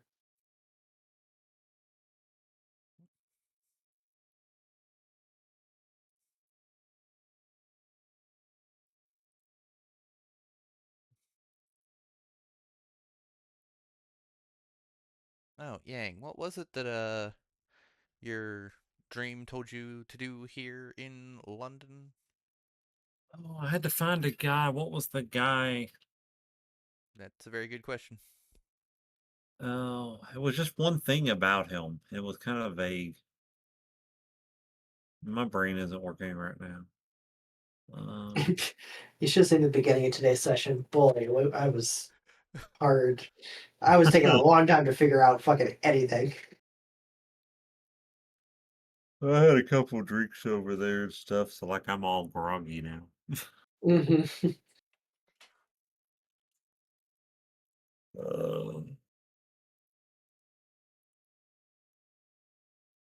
Wonder what we do to repair our situation with this guy and get into there first. Is that what I said? Nope, Well, that's what Robert just said. oh, that's what Robert said. It was hard.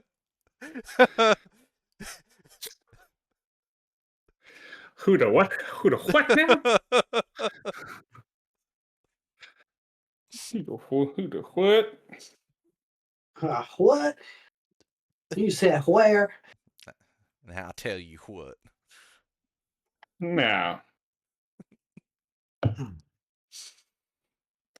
All right. What is the plan? Always be asking hard questions. I know. Uh-huh. Mm-hmm. Well, wasn't a fun museum trip day, but didn't get a whole lot out of it. It's only like, 3:00. It's true. You guys are standing, in the middle of the Penhu, the second floor of the Penhu Foundation. Want to be on the first. Well, who can repair that situation?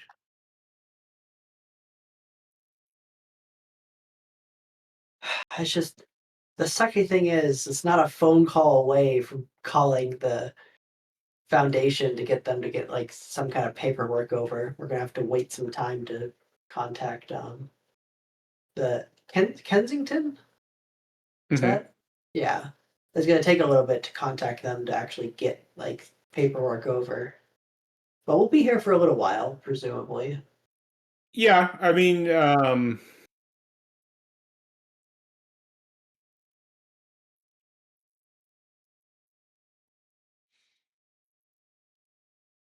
yeah, you could also, like I said, using Shazad's extreme success on the education check, you could also just try to go down and like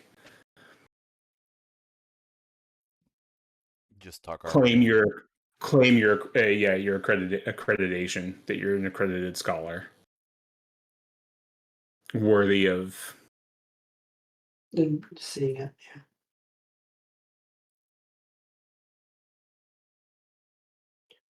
It's just how to phrase it is the question.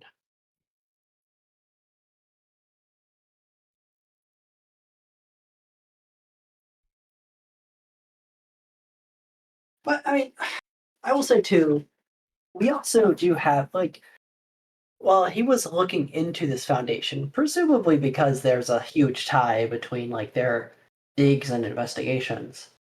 Um, we still do have the question of Mickey Mahoney and why Jackson went to go visit him.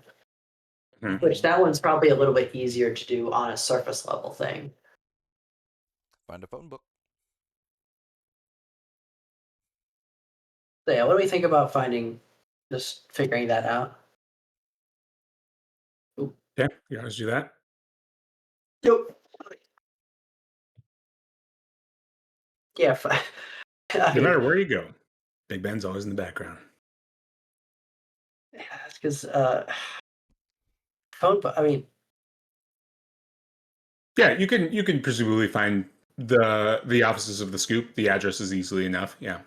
it's just so many people. 7.5 million people are here. Yeah.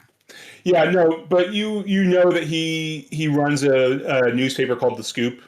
Okay. Oh, Johnny right, right. Kensington told you that.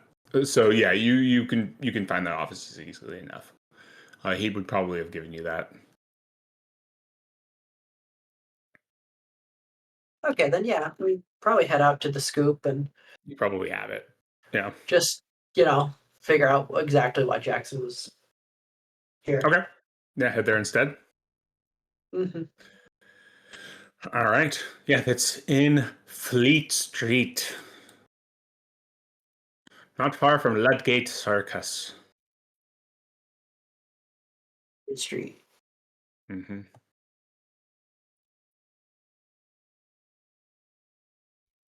Yeah, the offices of the Scoop, easily found on the third floor of a shabby building in Fleet Street, not far from Ludgate Circus. Yeah, let's say it, takes you. Um, it depends. I mean, you guys are probably right now.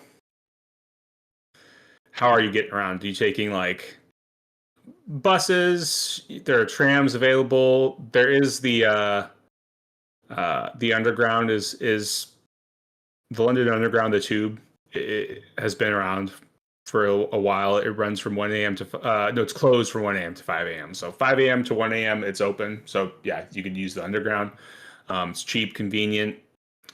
Connects all the boroughs for an easily accessible price. So yeah, there's plenty of like walking slash. Yeah, you got plenty of options. Take black cabs.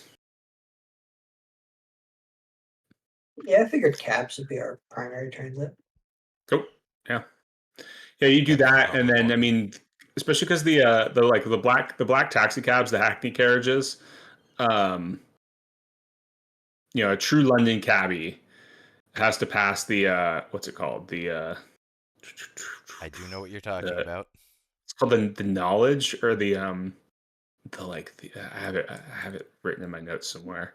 It's basically a test of like London streets. So like they have to know how to get from like if you drop them in one part of the city and say get here, they just have to like know how to get there and they have to like be able to like recite it to you. Hmm. At least they used to. Nowadays, I don't necessarily know if they all have to do that, but yeah, they used to. So yeah, you tell them like we want to get to the offices of the Scoop, Fleet Street, this area. They would just be like, okay, cool, and they take you there. They might not know just based on the building or the business name, but if you give them like a close enough address, they'll get you close enough. So yeah, you get to the offices of the Scoop, you get to the building, and yeah, you walk in. It is just like this office. There are desks, a couple desks piled with like papers and a couple typewriters. It is like the classic look of a tabloid newspaper office with just piles of paper everywhere, typewriters, and then this just like crazed ginger-haired Irishman. I guess he's actually his hair is pretty well coiffed, and his smile is bright. Can you see his name above his picture? Does it say Mickey Mahoney, or does that message just go to me? Just to you. Okay, Just to you. cool. Yeah. That's good. Okay, good to know. So you Yeah. just see his, yeah. So then, yeah, in the picture you see him. He's, what can I do for you? Welcome to the Scoop. Have you got a story for me? This guy looks like a Toy Story villain. He does look like a Toy Story villain with this Um, giant jaw and just his giant mouth. yeah. What can I do for you? Have you got a story for me? I'm willing to pay for something particularly salacious. If you got pictures, I'll pay more. Um. Hi. Are you Mickey Mahoy? Mickey Mahoney, at your service. Mahoney. Yes. Do you recall a Jackson Elias? Recall. Sure, as you're standing here in front of me. Yeah, Jackson Elias. He's a friend of mine. Yeah, you're a friend of his. What do you know of him? Yes. Sorry. Can we sit down somewhere? Sure, you can have a seat. Any friend of Jackson's a friend of mine. What's this Um. about? I think I saw him a few months back. Maybe, he looks at the calendar. It's about a month ago. Uh. Yes. He was a bit of bother, he was. So we we are continuing some investigations that he was looking into because he has unfortunately passed away. He goes, oh,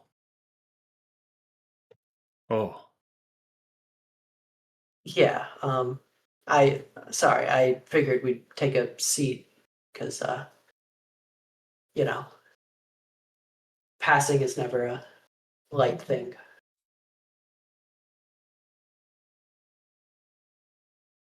He sits down and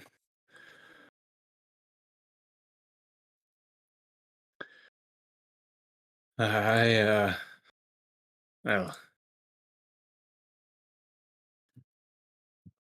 how did it happen? Um, well, I wish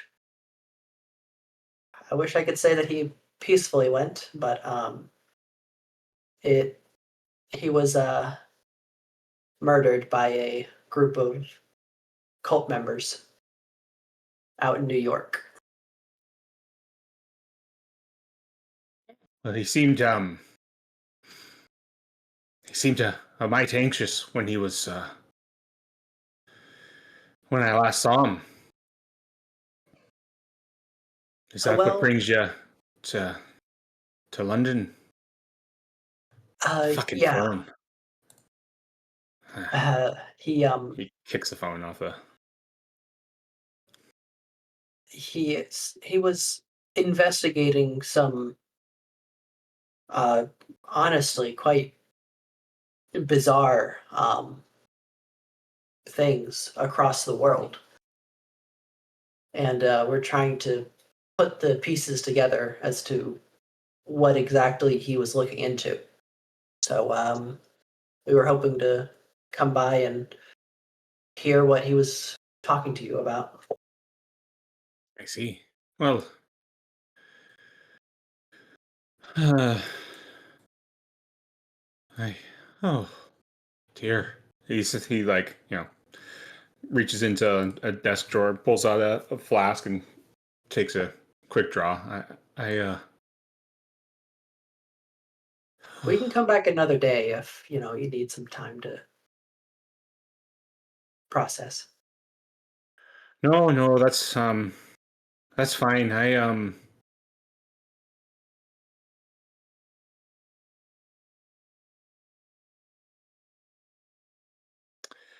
Yeah, he as I said, he was in London not long ago. He promised me a story of about of all things, of course, Jackson, a cult, an evil one at that, operating in the heart of London.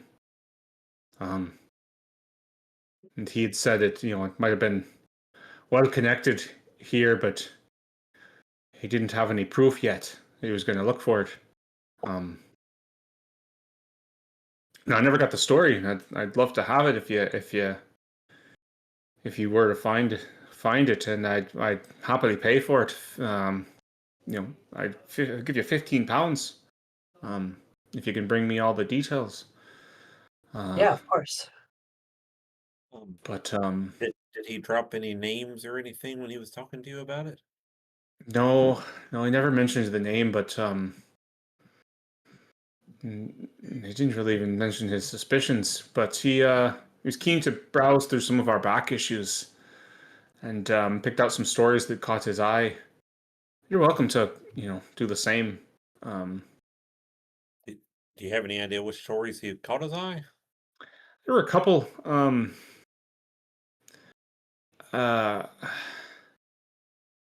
I don't know. They were all unassigned. I may have rewritten them from Wire or Stringer copy. To give him that little extra whoosh, right? That. Mhm. I don't know if he followed up on any of them though. Yeah, he. Jeez, Jackson. Oh, Jackson. He seemed rushed, desperate even, and yeah, he left for New York after he was here pretty quickly. Um, one was I don't know.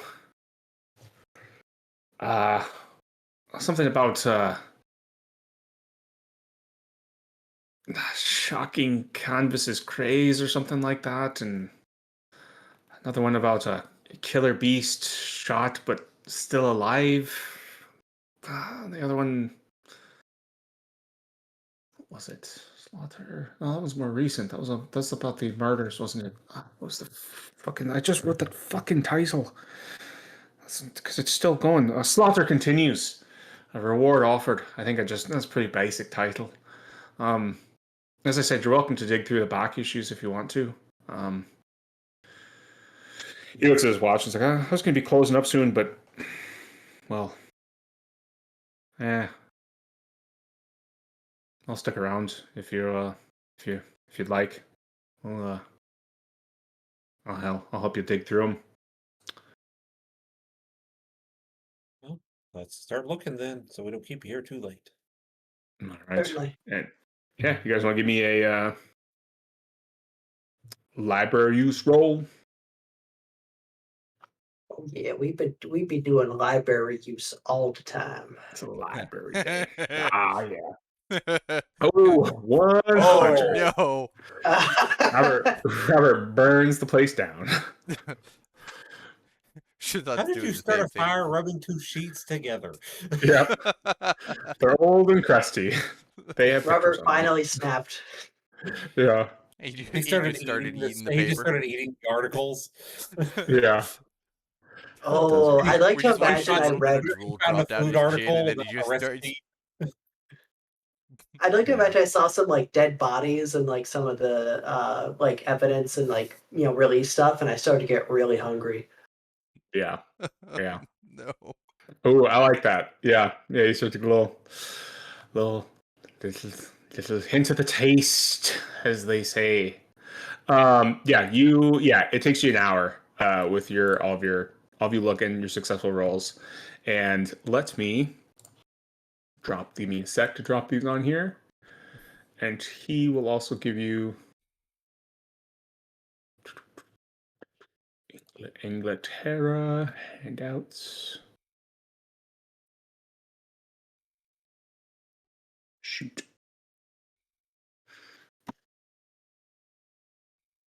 Oh, come on. Did I not use these correctly? I could have sworn I did.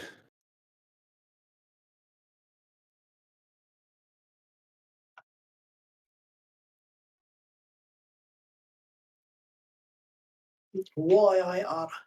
Why I oughta. I'll do it now. Then so England.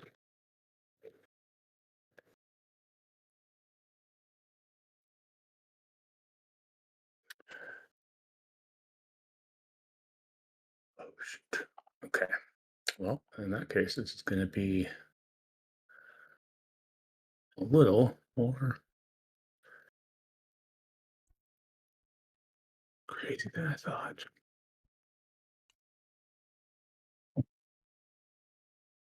It's going to take me a sec. That's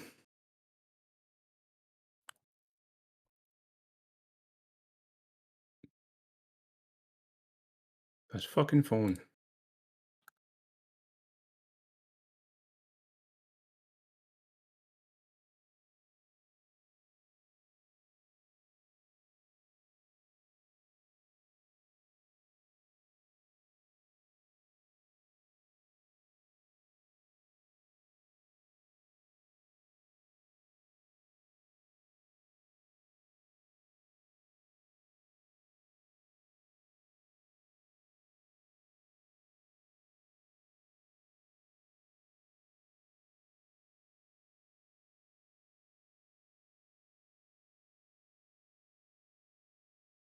All right, guys, give me one sec. Well, it's going to be more than a sec. Because I got to resize these real quick.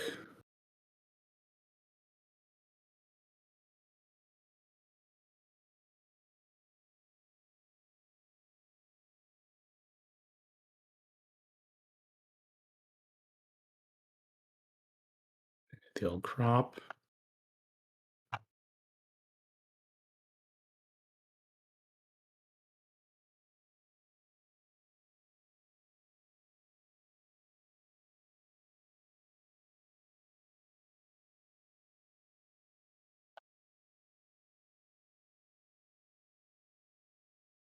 I'm going to drop one so you guys can read it, and then I'll start dropping the other one. This one's a little... oh, this isn't even the right... I named it wrong. Oh, well. The dimensions are a little off, so sorry, the words are a little funky. Oh. Let's see if I am able to link these into my notes.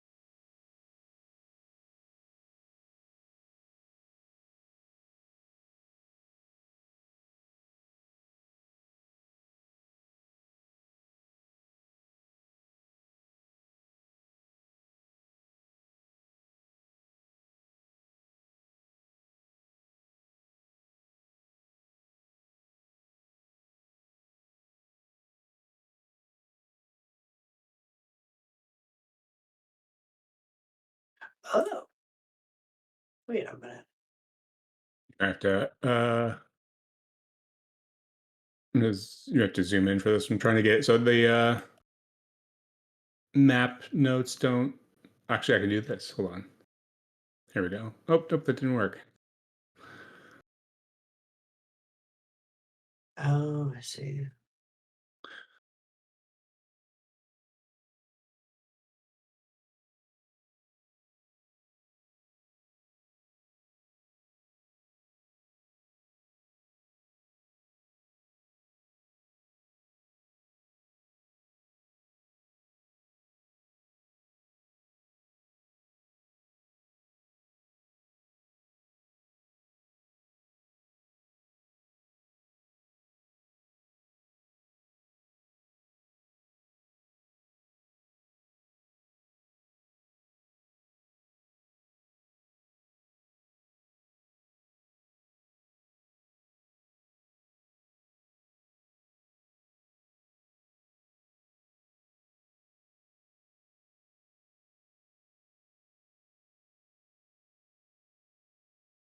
Okay, there we go.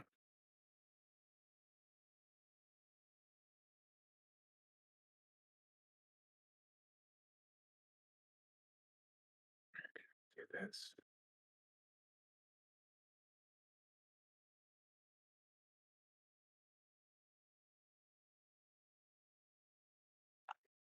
You should zoom in a lot for Slaughter continues. But there are your 3 articles. And he can give you...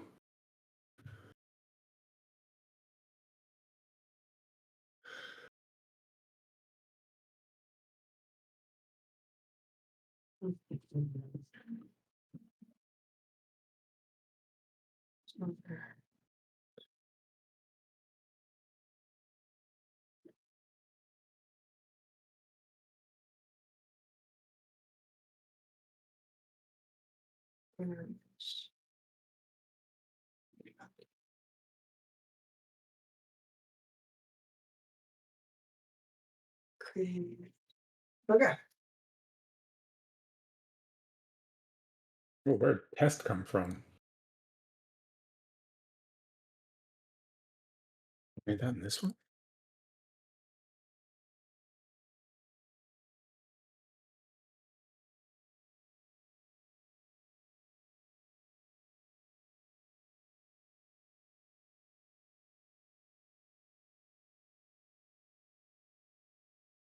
Write some notes.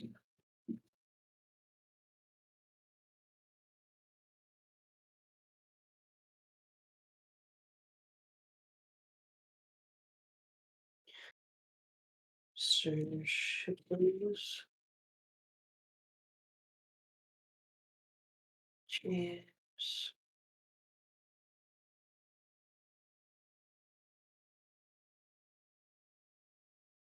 James Barrington.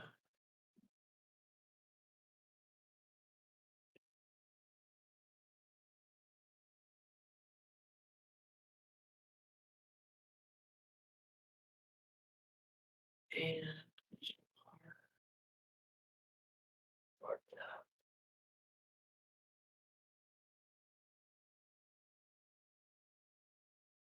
cool. Well, that gives us 3 names. All for different reasons, but Mm-hmm. one of them, whatever this creature is, Egyptian murders is interesting.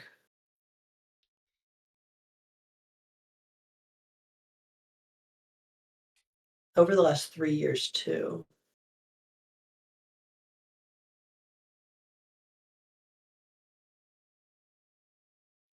Uh, the canvases seems really interesting.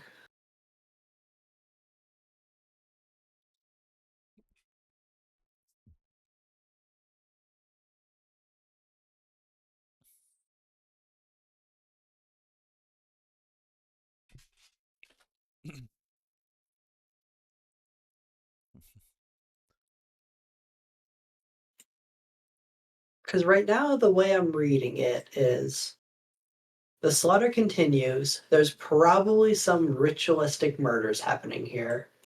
The police baffled may potentially mean that, like, they are summoning creatures or there are, like, otherworldly creatures that are currently here in London. I mean, excusing British people. Well, yes. And then the shocking canvases, I'm assuming this guy has some real occult ties. It's just Probably. interesting. Yeah. It's just interesting that he's outwardly, like, expressing that. So he's probably gone a little too insane that he's just at this point, like, trying to convince the rest of the world about it.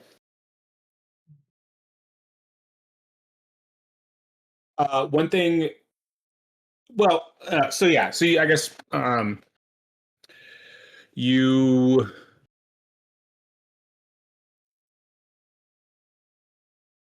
Yeah, going through it like, oh yeah, so is everyone is anyone still reading? I'm good. Yeah, I'm good.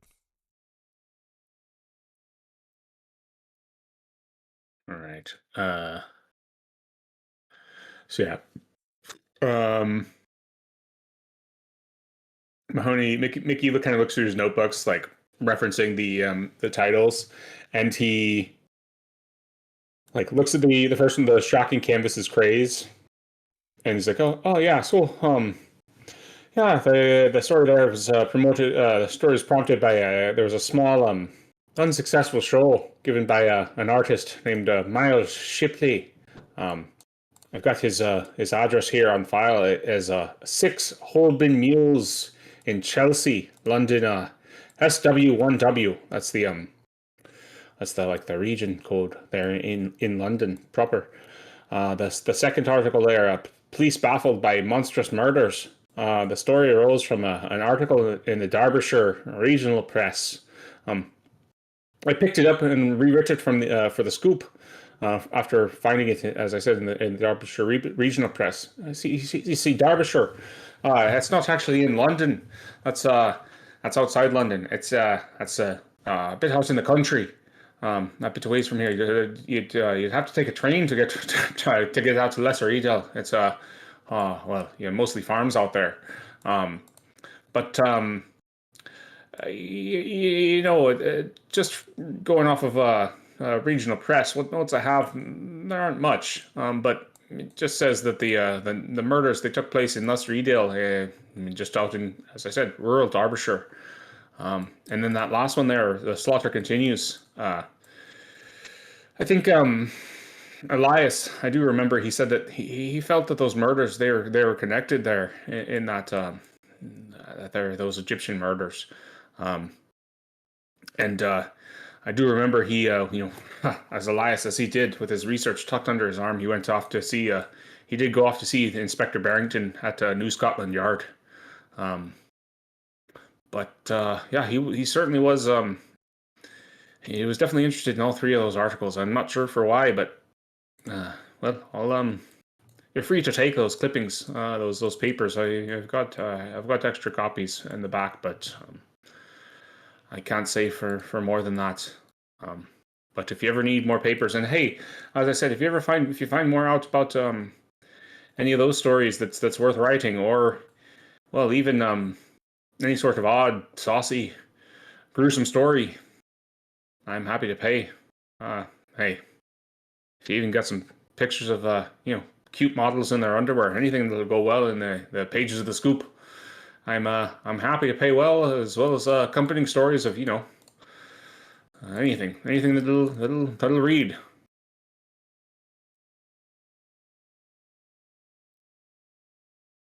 Yeah, certainly. We're going to be looking into these, and we'll give you the more detailed scoops on them. Detailed scoops for the scoop. I like it. He slaps you on the back.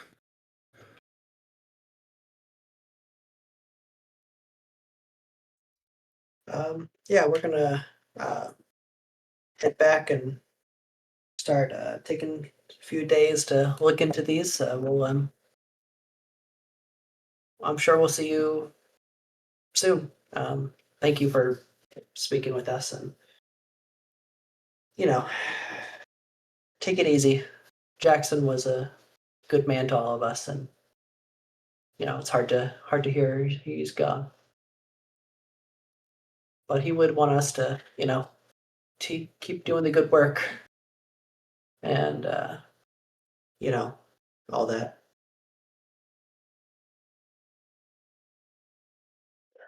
He nods. Yeah. Good luck. Thank you. And Yeah. Yeah, probably getting close to dinner time now. And, yeah, what you wanna?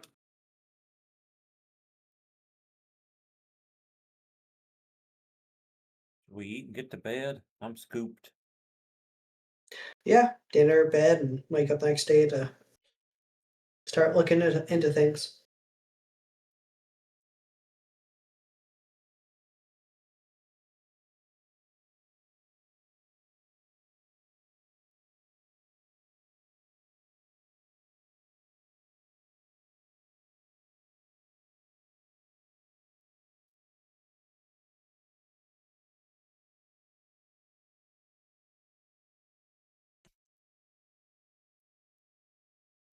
Oh, yeah. Some it takes it to Saturday the 14th.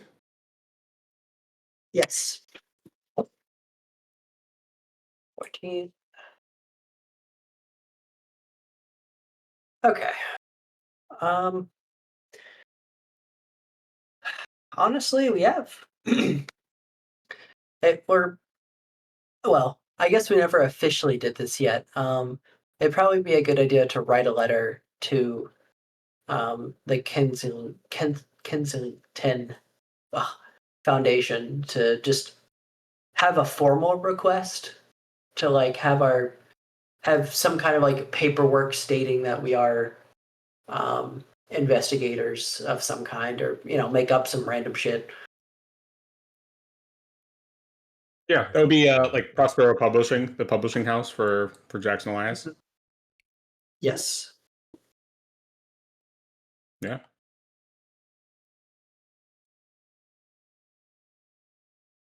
Yeah.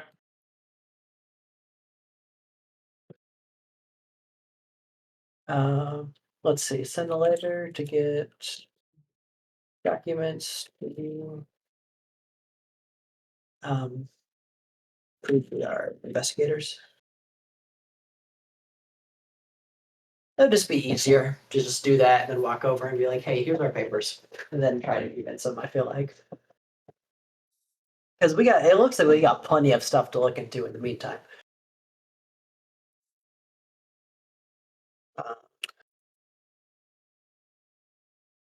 Uh, I feel like talking with Mr. Miles Shipley in like the canvases thing might be the easiest thing to start with, because that's probably a simple go to him and have a conversation. Mm-hmm. Yeah, and you can send a wire too. You can send a wire instead of a letter. That'll get to Wire. Oh yeah. to Kensington quicker. Yeah. Yeah. Forgot technology. Yeah, 1920s technology. Yeah, send a wire to John at Kensington, like asking for a letter of introduction in the name of Prospero Publishing. Mhm. Like, and is that like in the name of Prospero Publishing for Jackson Elias, like continuing his research, or what's the actual like what are you requesting there? Yeah, I feel like it would probably. Yeah, actually, yes. Continuing the research of Jackson Elias to A, put that name to it, and B, hopefully appeal to that emotional thing of like, oh, well, this group of people, they're honoring like a big name investigator by continuing like what he was working on.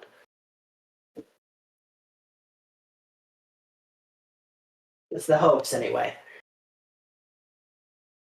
Okay. That's my logic, at least. What do y'all think? That Sounds solid. yeah, it sounds pretty good.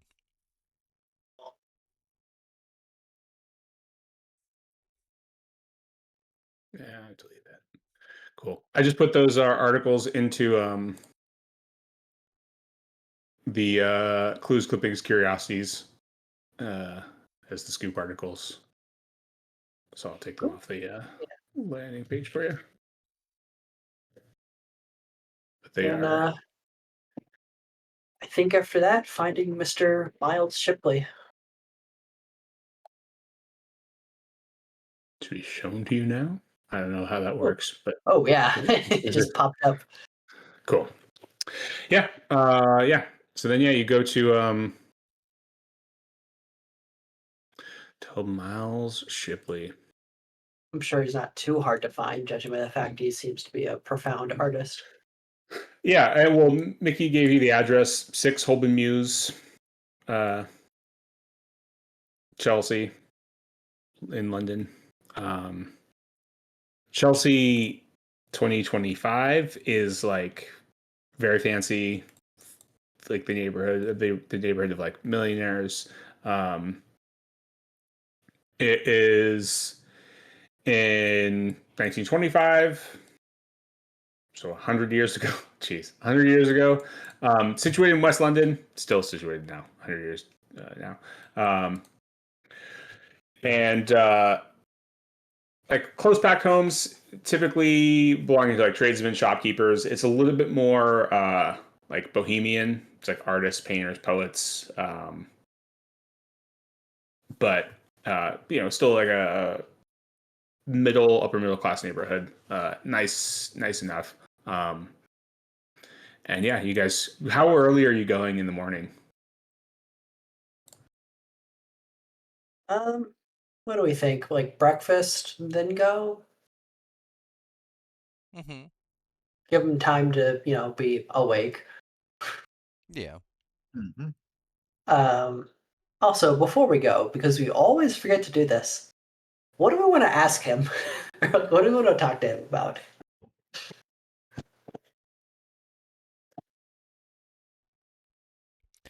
Very good question.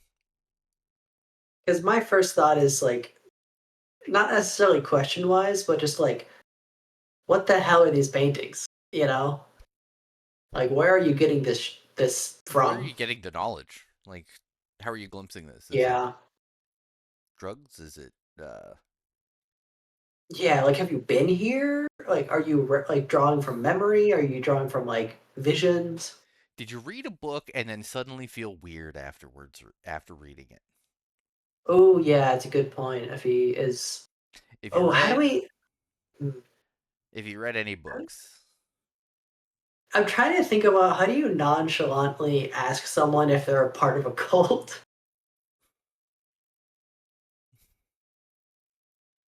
Like, how do we indirectly ask, like, hey, are you associated with any cults? Hey, are you Christian? Yeah, there you go. I was Um, gonna say Catholic, Yeah. but okay. You Catholic or Protestant? Yeah.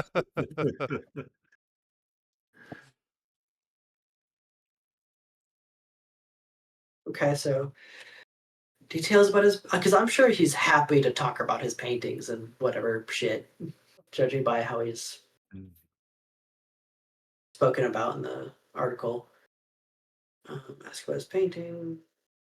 Okay, I think I could, because I really think we want to know what he says to know exactly what to ask. But Hmm. yeah, I mean, I think just asking where you guys inspiration from, how he went about like acquiring this knowledge, um, if he's a part of any groups of like-minded individuals. Oh, that's a fancy way of asking. Do you own any funny clothes? Yeah. Have you met any funny men who spoke some weird words to you?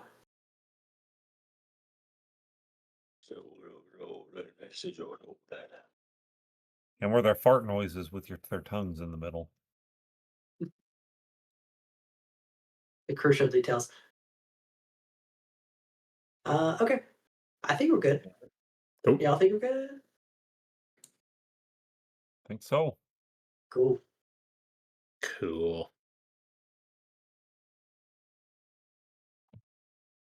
Yeah, you go up. So like after breakfast, we'll say like 9 o'clock, 9:30. That, or you want to go a little later? What's the Like 10:30. 10:30? There's the 10:30 bells of Big Ben. Boom, boom, boom. Hey, you knock on the door.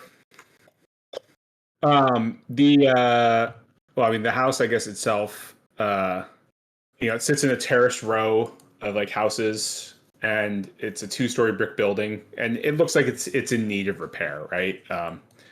Every window itself is barred, um, as well as like locked and like tightly curtained, locked shut, tightly curtained.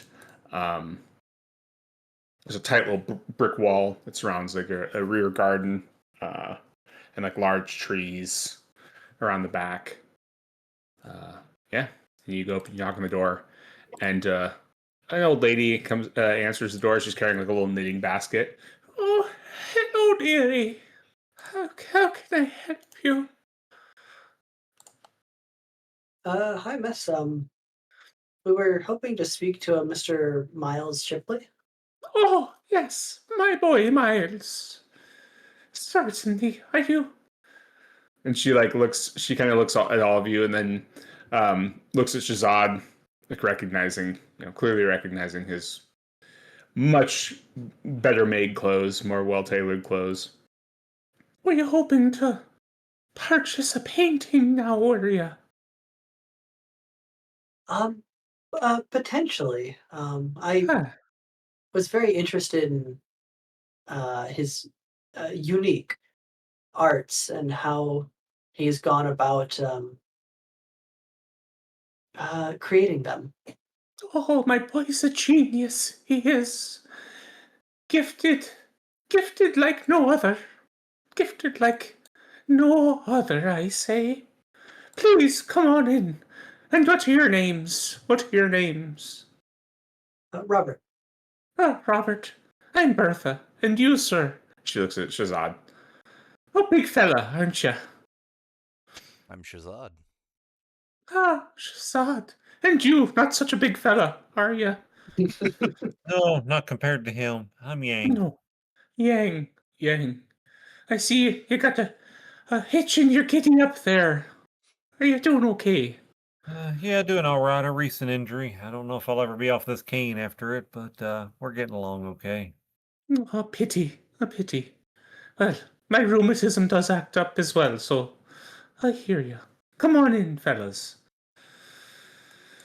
She like leads you in to the house, and have you got before I take you upstairs to meet Miles and see his work? You do have cash to purchase a painting, though, on hand, don't you? You see, we only survive on such money, and we can't be dealing with mere looky-loos. Yeah, I'm sure we do, right, Shazad? I do have cash on hand. She looks at you expectingly to like see the cash.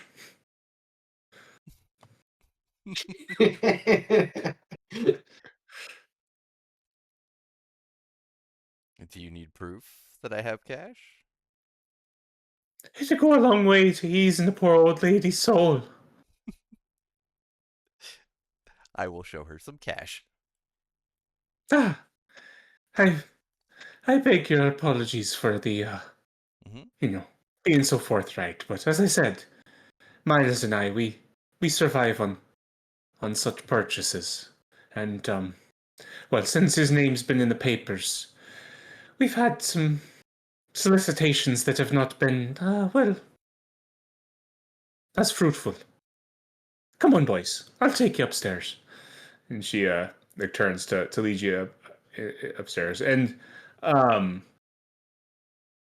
you guys like walk inside, and it's a small house. It's a couple stories high, but like it's pretty narrow. And you all step in, and it's like it's funky. It's like it's funky, like it's not clean, and it's funky, like it's funky. You saw the windows are closed, curtained off, barred up. We all give me like either natural world or hard education checks.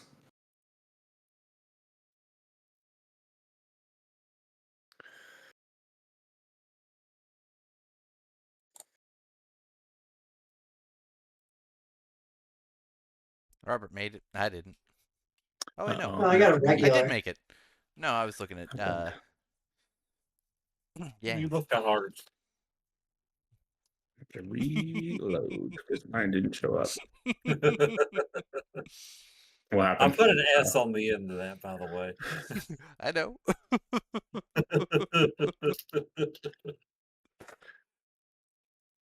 Robert. Oh, and Shazad. Cool. Yeah, you guys both made your educations. Cool. You guys, yeah, it's like that cloying. I mean, Yang, you smell it, and it's like, yeah, it's this like cloying smell of like BO. And uh, Robert and Shazad, you, as you guys are like, she's like, come on, boys, I'll take you upstairs. He likes to paint in the garret. And you're walking up the steps, and you're like, oh, it's like it's just this heavy, intense funk that you almost recognize as like the smell of like a reptile house, like when you're like at the zoo. That real specific kind of like just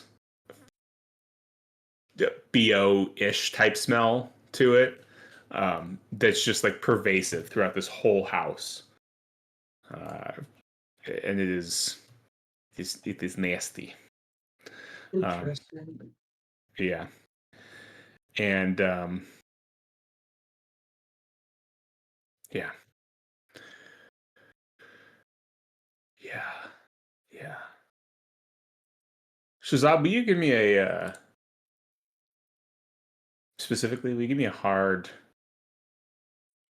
int check? Extreme. Actually, give me an extreme int check. Oh, Holy God. crap. What? Where'd it go? Extreme. Well, Oh, nope. I almost landed on 004. Okay. Yeah, you would need to push it if you really wanted to. You'd need to like, I don't know how you would push thinking in this moment, but if you can rationalize pushing thinking, you could try to push, but it would be, and failing Aneurysm. that, yeah, failing it would be, yeah, would be bad. I don't know how it would be bad, but Smoke starts coming out of his ears and he just collapses. yeah, failing it would be.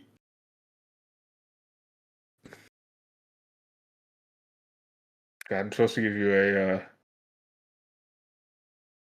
I can't give you what failing the push would be without telling you what succeeding the push would be.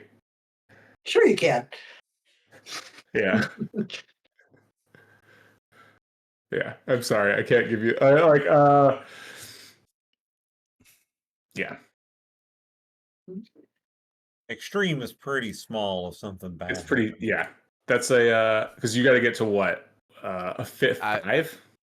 10? 10. You have to Yeah, get we have to you'd get be to a 10. 10. Yeah. You can't spend luck on a push roll. I know. So, your call. It could just be. It's just to remember something. So, Is it a familiar smell from a certain someone in Peru? no. Yeah. Well, Okay. I mean, yeah. No. That would be memory. Yeah. That was my first thought. Yeah. Yeah. It's a good thought, but no. But no. But yeah, you want to push or no?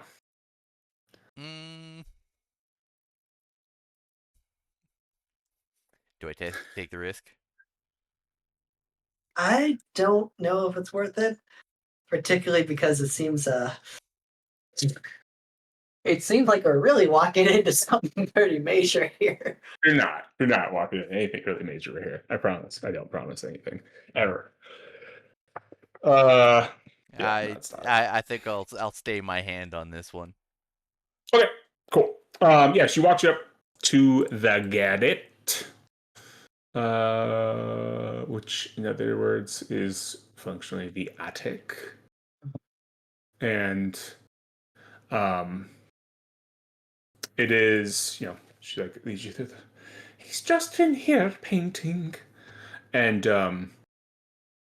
you like she opens the door and you just see like the form of this guy. He's not like hunched over, but he's kind of like he's working away, and you just see this like he's got dark hair, it's kind of greasy. Clearly he's like spends most of his time working, and he's just like feverishly.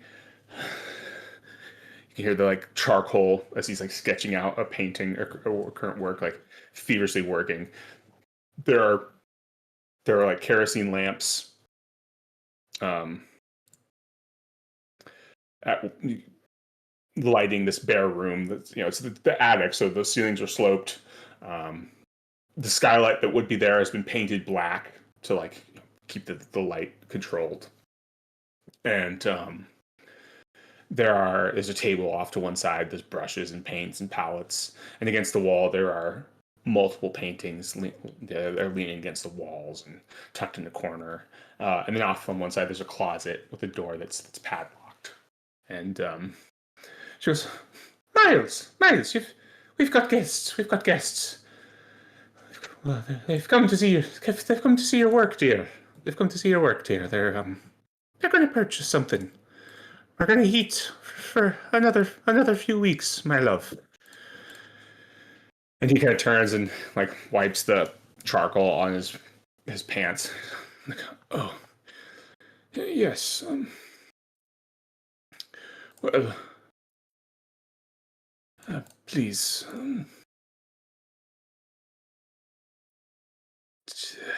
Take a look around. If there's anything that catches your eye, I'm happy to sell it to you. And yeah, you guys are all in the garret looking at Miles' lovely paintings. Will you all give me a sanity roll, as each of these paintings seems to be more gruesome and grotesque than the last? Uh-oh. Nice. Not nice. Oh no. Uh-oh. I forgot about that. He has like nothing. Oh crap. It is, yeah. And Shazad, a D3 for you, sir. Robert, a D6 plus 2 for you, sir. Us too. Oh, Yeah. So if I get the average roll on the D6, I have a bout of madness. What's your so it's Up. 8. Jeez. Yeah. He's gone. What's your daily breaking? 5. Oh my god. Okay. Oh. And then Yang, I need a sanity roll from Yang. Officially under 20 now. Oh, yeah. So by the end of this, yeah. Oh. Yep, D6 plus 2 for Yang as well. It's from the entire experience of looking at like all these collective paintings. So we'll see. So four for Yang, and it's 5, right? It's not. It's 5 for the. Yeah, for the int check.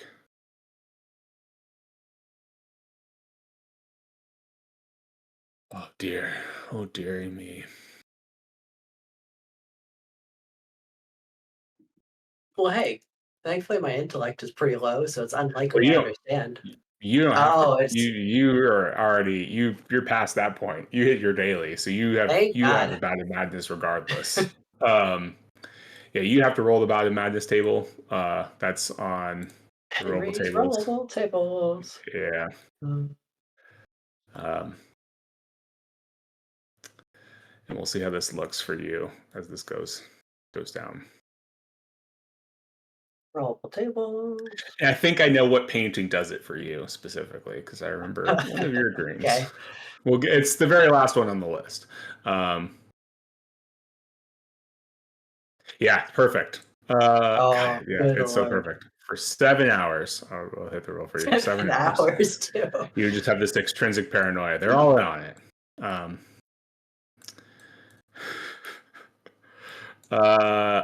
Yeah, so the first painting, he goes, yes, well, I call this one Ancient Science. And you look at it, and it looks like an alchemist or an alchemist's laboratory, even, in which vials pour forth foul-looking gas. Working at a table is a reptilian humanoid who seems eagerly involved in the dissection of a creature, but due to the blood and lack of recognizable features, it's impossible to determine the identity of the creature being cut apart. And then he goes, and then this one, this next painting, I call the Dark Pharaoh. And this one is a processional scene from ancient Egypt in which a golden chariot passes through a mass of people who have fallen to their knees in reverence. Atop the chariot is a pharaoh dressed in black and gold robes, whose face is turned away from the viewer. And behind the figure, 2 men have been impaled on stakes, eviscerated, their internal organs hang down to the ground, and are being eaten by a pack of jackals, rather. And this one I call the Goatwood. And it's a nighttime scene in the woods. A yellow moon casts sickly rays through dark branches upon a group of naked men and women who cavort around a bonfire. Rising from the flames is the image of a goat-headed man whose outstretched arms seem to be conducting the crazed antics of the witches. And then, of course, we have Drawn in Blood, a more recent painting. The unsettling and stomach-churning scene of a man being cut open with a silver dagger held in the hand of a black-robed figure. An act of ritual blood sacrifice upon the victim's chest has been carved, an occult-looking sigil, which seems to twist and move when viewed. And then, of course, this is a piece I just recently finished. I call it the Black Mountain. And it features a towering mountain, possibly in Africa, over which rises a monstrous demonic creature. Its head, a great tentacle, swathed in blood. Near a temple-like building, tiny human figures lift their hands, imploring skyward in supplication to the hellish godlike entity. From each of the human heads, a red tongue or tentacle dangles. Looking closely, these appear to be ceremonial headpieces, perhaps. And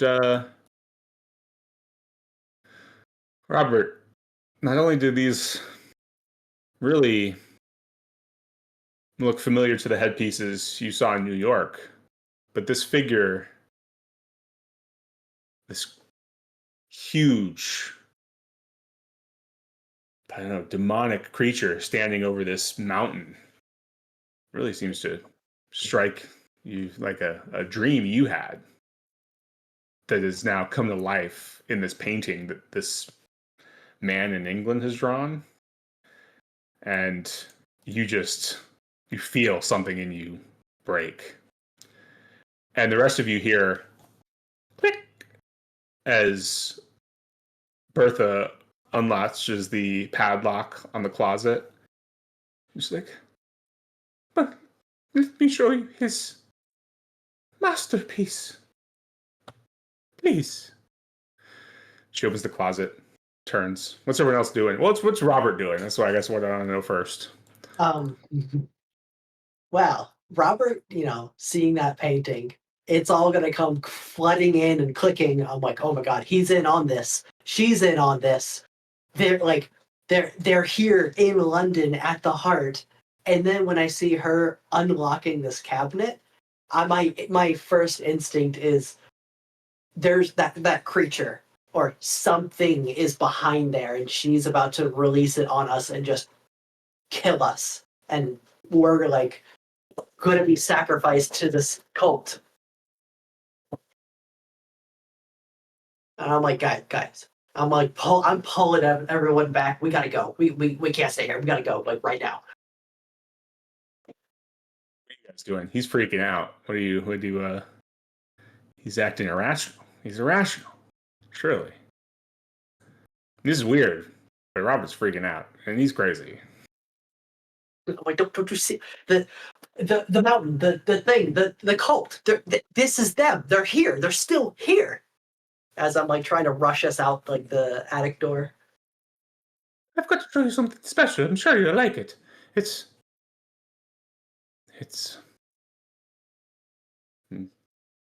door. She opens the closet door, and it's this like huge canvas. It's as big as not her arms are too short. His arms maybe outstretched, and it's covered in like this cloth. She like goes to pull the cloth off. Shazad, Yang, what are you guys doing?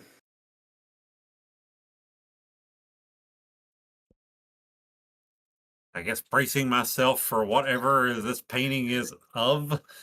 Yeah. Okay. Yeah. Yeah. Same. She steps to the side, pulls the cloth down, this like dirty cloth off, and he goes. You hear. Well, will you all give me a listen roll? Robert, you have the setback or a -1, -2. one, just one. I would like to use 2 to Penalty. pass my listen check there. Shazad, you got it, Shazad. I got you. I'll let you spend your luck. I'll hold on to my little bit. You spend your luck, wizard. Yeah, okay, yeah. You said you want to hang on to yours. Shazad, you just hear Miles go, I am so sorry. As he kind of like turns to like the corner, and you see her like, she pulls the sheet down, and she goes, he calls it the Serpent's Altar. And it's like this nearly finished painting, and it kind of provokes this like, all these paintings have provoked this like response, but this painting provokes like an almost like queasy, uneasy feeling, like this like feeling of like motion sickness. Robert, you don't have to do it because you're insane right now. I'm already tripping. Yeah, but Yang and Shazad, will you guys give me another sanity roll? Oh my god, this is gonna be really bad. All right, cool. You guys don't lose any sand. You're good. It's just a 0-1. The painting on the canvas is Miles Shipley's masterpiece. It shows a swampy area infested with serpents, with a small island in the center holding a stone altar. You guys can, all of you can give me, again, Robert will say with a penalty, one penalty, archaeology or science botany if you have it. Yeah. If you want to, you don't have to. If you don't have those. Why not? Got along, Sean. Yeah. I could On the spend long way. 21 Oh. luck. Oh. Yang, I mean, you could push it. Well, you can't. I guess you could push a penalty, but or you could push a fumble. But I mean, a failed push is the same as a fumble. But you could push in the hopes that like you get a 1%. So it's like I mean, you could try to push. All that happens is. Well, I mean, theoretically, you fumble a push roll, so theoretically, you do make a worse situation worse. But most likely, you just have a little bit, 1% chance to get out of a very bad situation. That's my devil's bargain for you. Well, let's go for one. And how are you pushing? Is what I need to know. How are you going to push? You going to get really close to this thing? You're gonna take a real good look. That's probably the only way to push this, really. Is to Yeah, go. I guess so. I didn't What the fuck is that? didn't fail my sand check, so yeah, I'll push and looking closer. All right. Are you able to click it? Oh, yeah. Okay. So it's yeah. Oh, so, so close. close. You can't spend luck on a Dang. push roll, unfortunately. No. Oh, Can I spend oh. 21 to get down to 2%? Yeah, you can. Do you want to spend 21 to get down to 2%? I don't know. What do you guys think? Do you think that would be something fun to do? You can spend 22 to get to a hard, or 23 to get to an extreme, but you don't need a hard or extreme really. But You know what? you I'll just spend need the luck. I got the luck. I'll spend it. 21 to get to hard or to regular. Yeah, to regular. Yeah, cool. Yeah, you as Yang is like walking up closer and like getting really close, and you just see Bertha's face, just her smile just getting bigger and bigger and bigger. You're like looking at this scene, and you're going back to like your old school days, and you're recognizing like the flora in the picture as like giant lycopods and calamites and cordiatales. I can't read it. I can't read. But as all these like extinct flora, all prevalent in the Permian era, 299 to 251 million years ago. How the fuck would Miles Shipley, this weird British painter, be painting? Why would he be painting these things? And then all of a sudden, as like Yang is just, I don't know, 6-8 inches from this painting, the images just become 3-dimensional. And in the span of a few seconds, the water in the swamp begins to ripple. The plants sway, the serpents wiggle, and the altar glows. Looking at the painting, will you all give me a hard power check? Yang, you got a penalty die for it, bud. Oh. Oh, I imagine this is what I want to pass. this is what you want. I will burn the. I can't click it because it's jumping, but I Yeah. will burn the luck to pass this. Yeah. Pass. Oh, Yang, nice. Yeah. Oh, No, I Shazad. feel this is lethal to fail. It's not lethal. It's not lethal. It's For It 19 might be for sanity, him. me? it might be for you. Yang, you're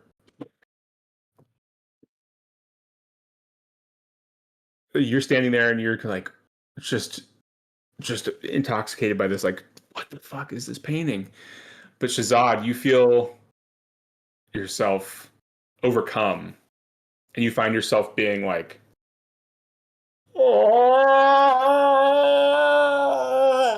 sucked into this painting.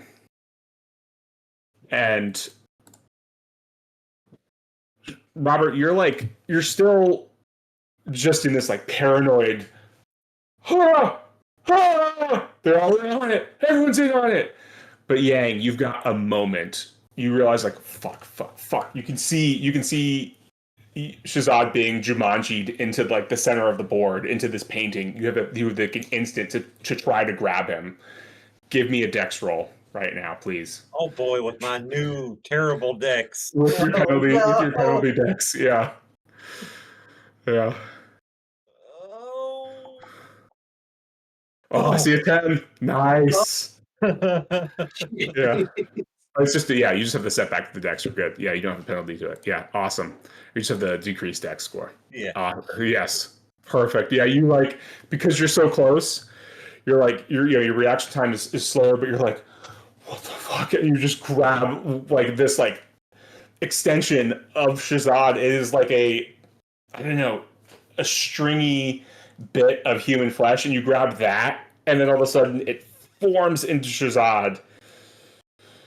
And he's like, oh, he's full again, but he's like right in front of you as if he's just like snapped a piece of elastic rubber band back into fullness. And you look over, and Bertha Shipley has just stretched, and her skin has just sloughed off, and she is this 6.5 foot tall reptilian mod being, and you just see. And we'll pick up there next time. Oof. Yeah. Because you guys didn't go in the fucking painting. Yep. You met the queen, man. You met the queen. You're good. So what I'm hearing is Robert was right. It was all they were all in on it. They were all in on it. Correct. Yeah. Oh, so close. I was so close to sucking all three of you into that painting and then having to have Fee come and try to rescue you guys.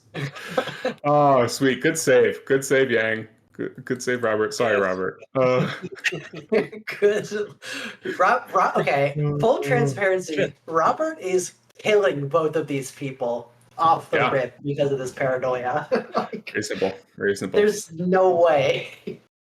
Shazad owes Yang at this point. Like I got him out of the mini-faced hole, and I got him from being sucked out of into a painting. Oh, God. Yeah. You're We are buying me the stabbing nicest these fuckers. custom-made cane ever we get out of here. That will be the 11th. I think that's 2 weeks. 11.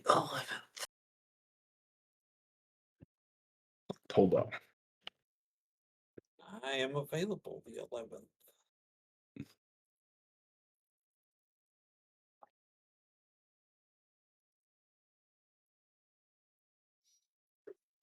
That should be good. I should also be good.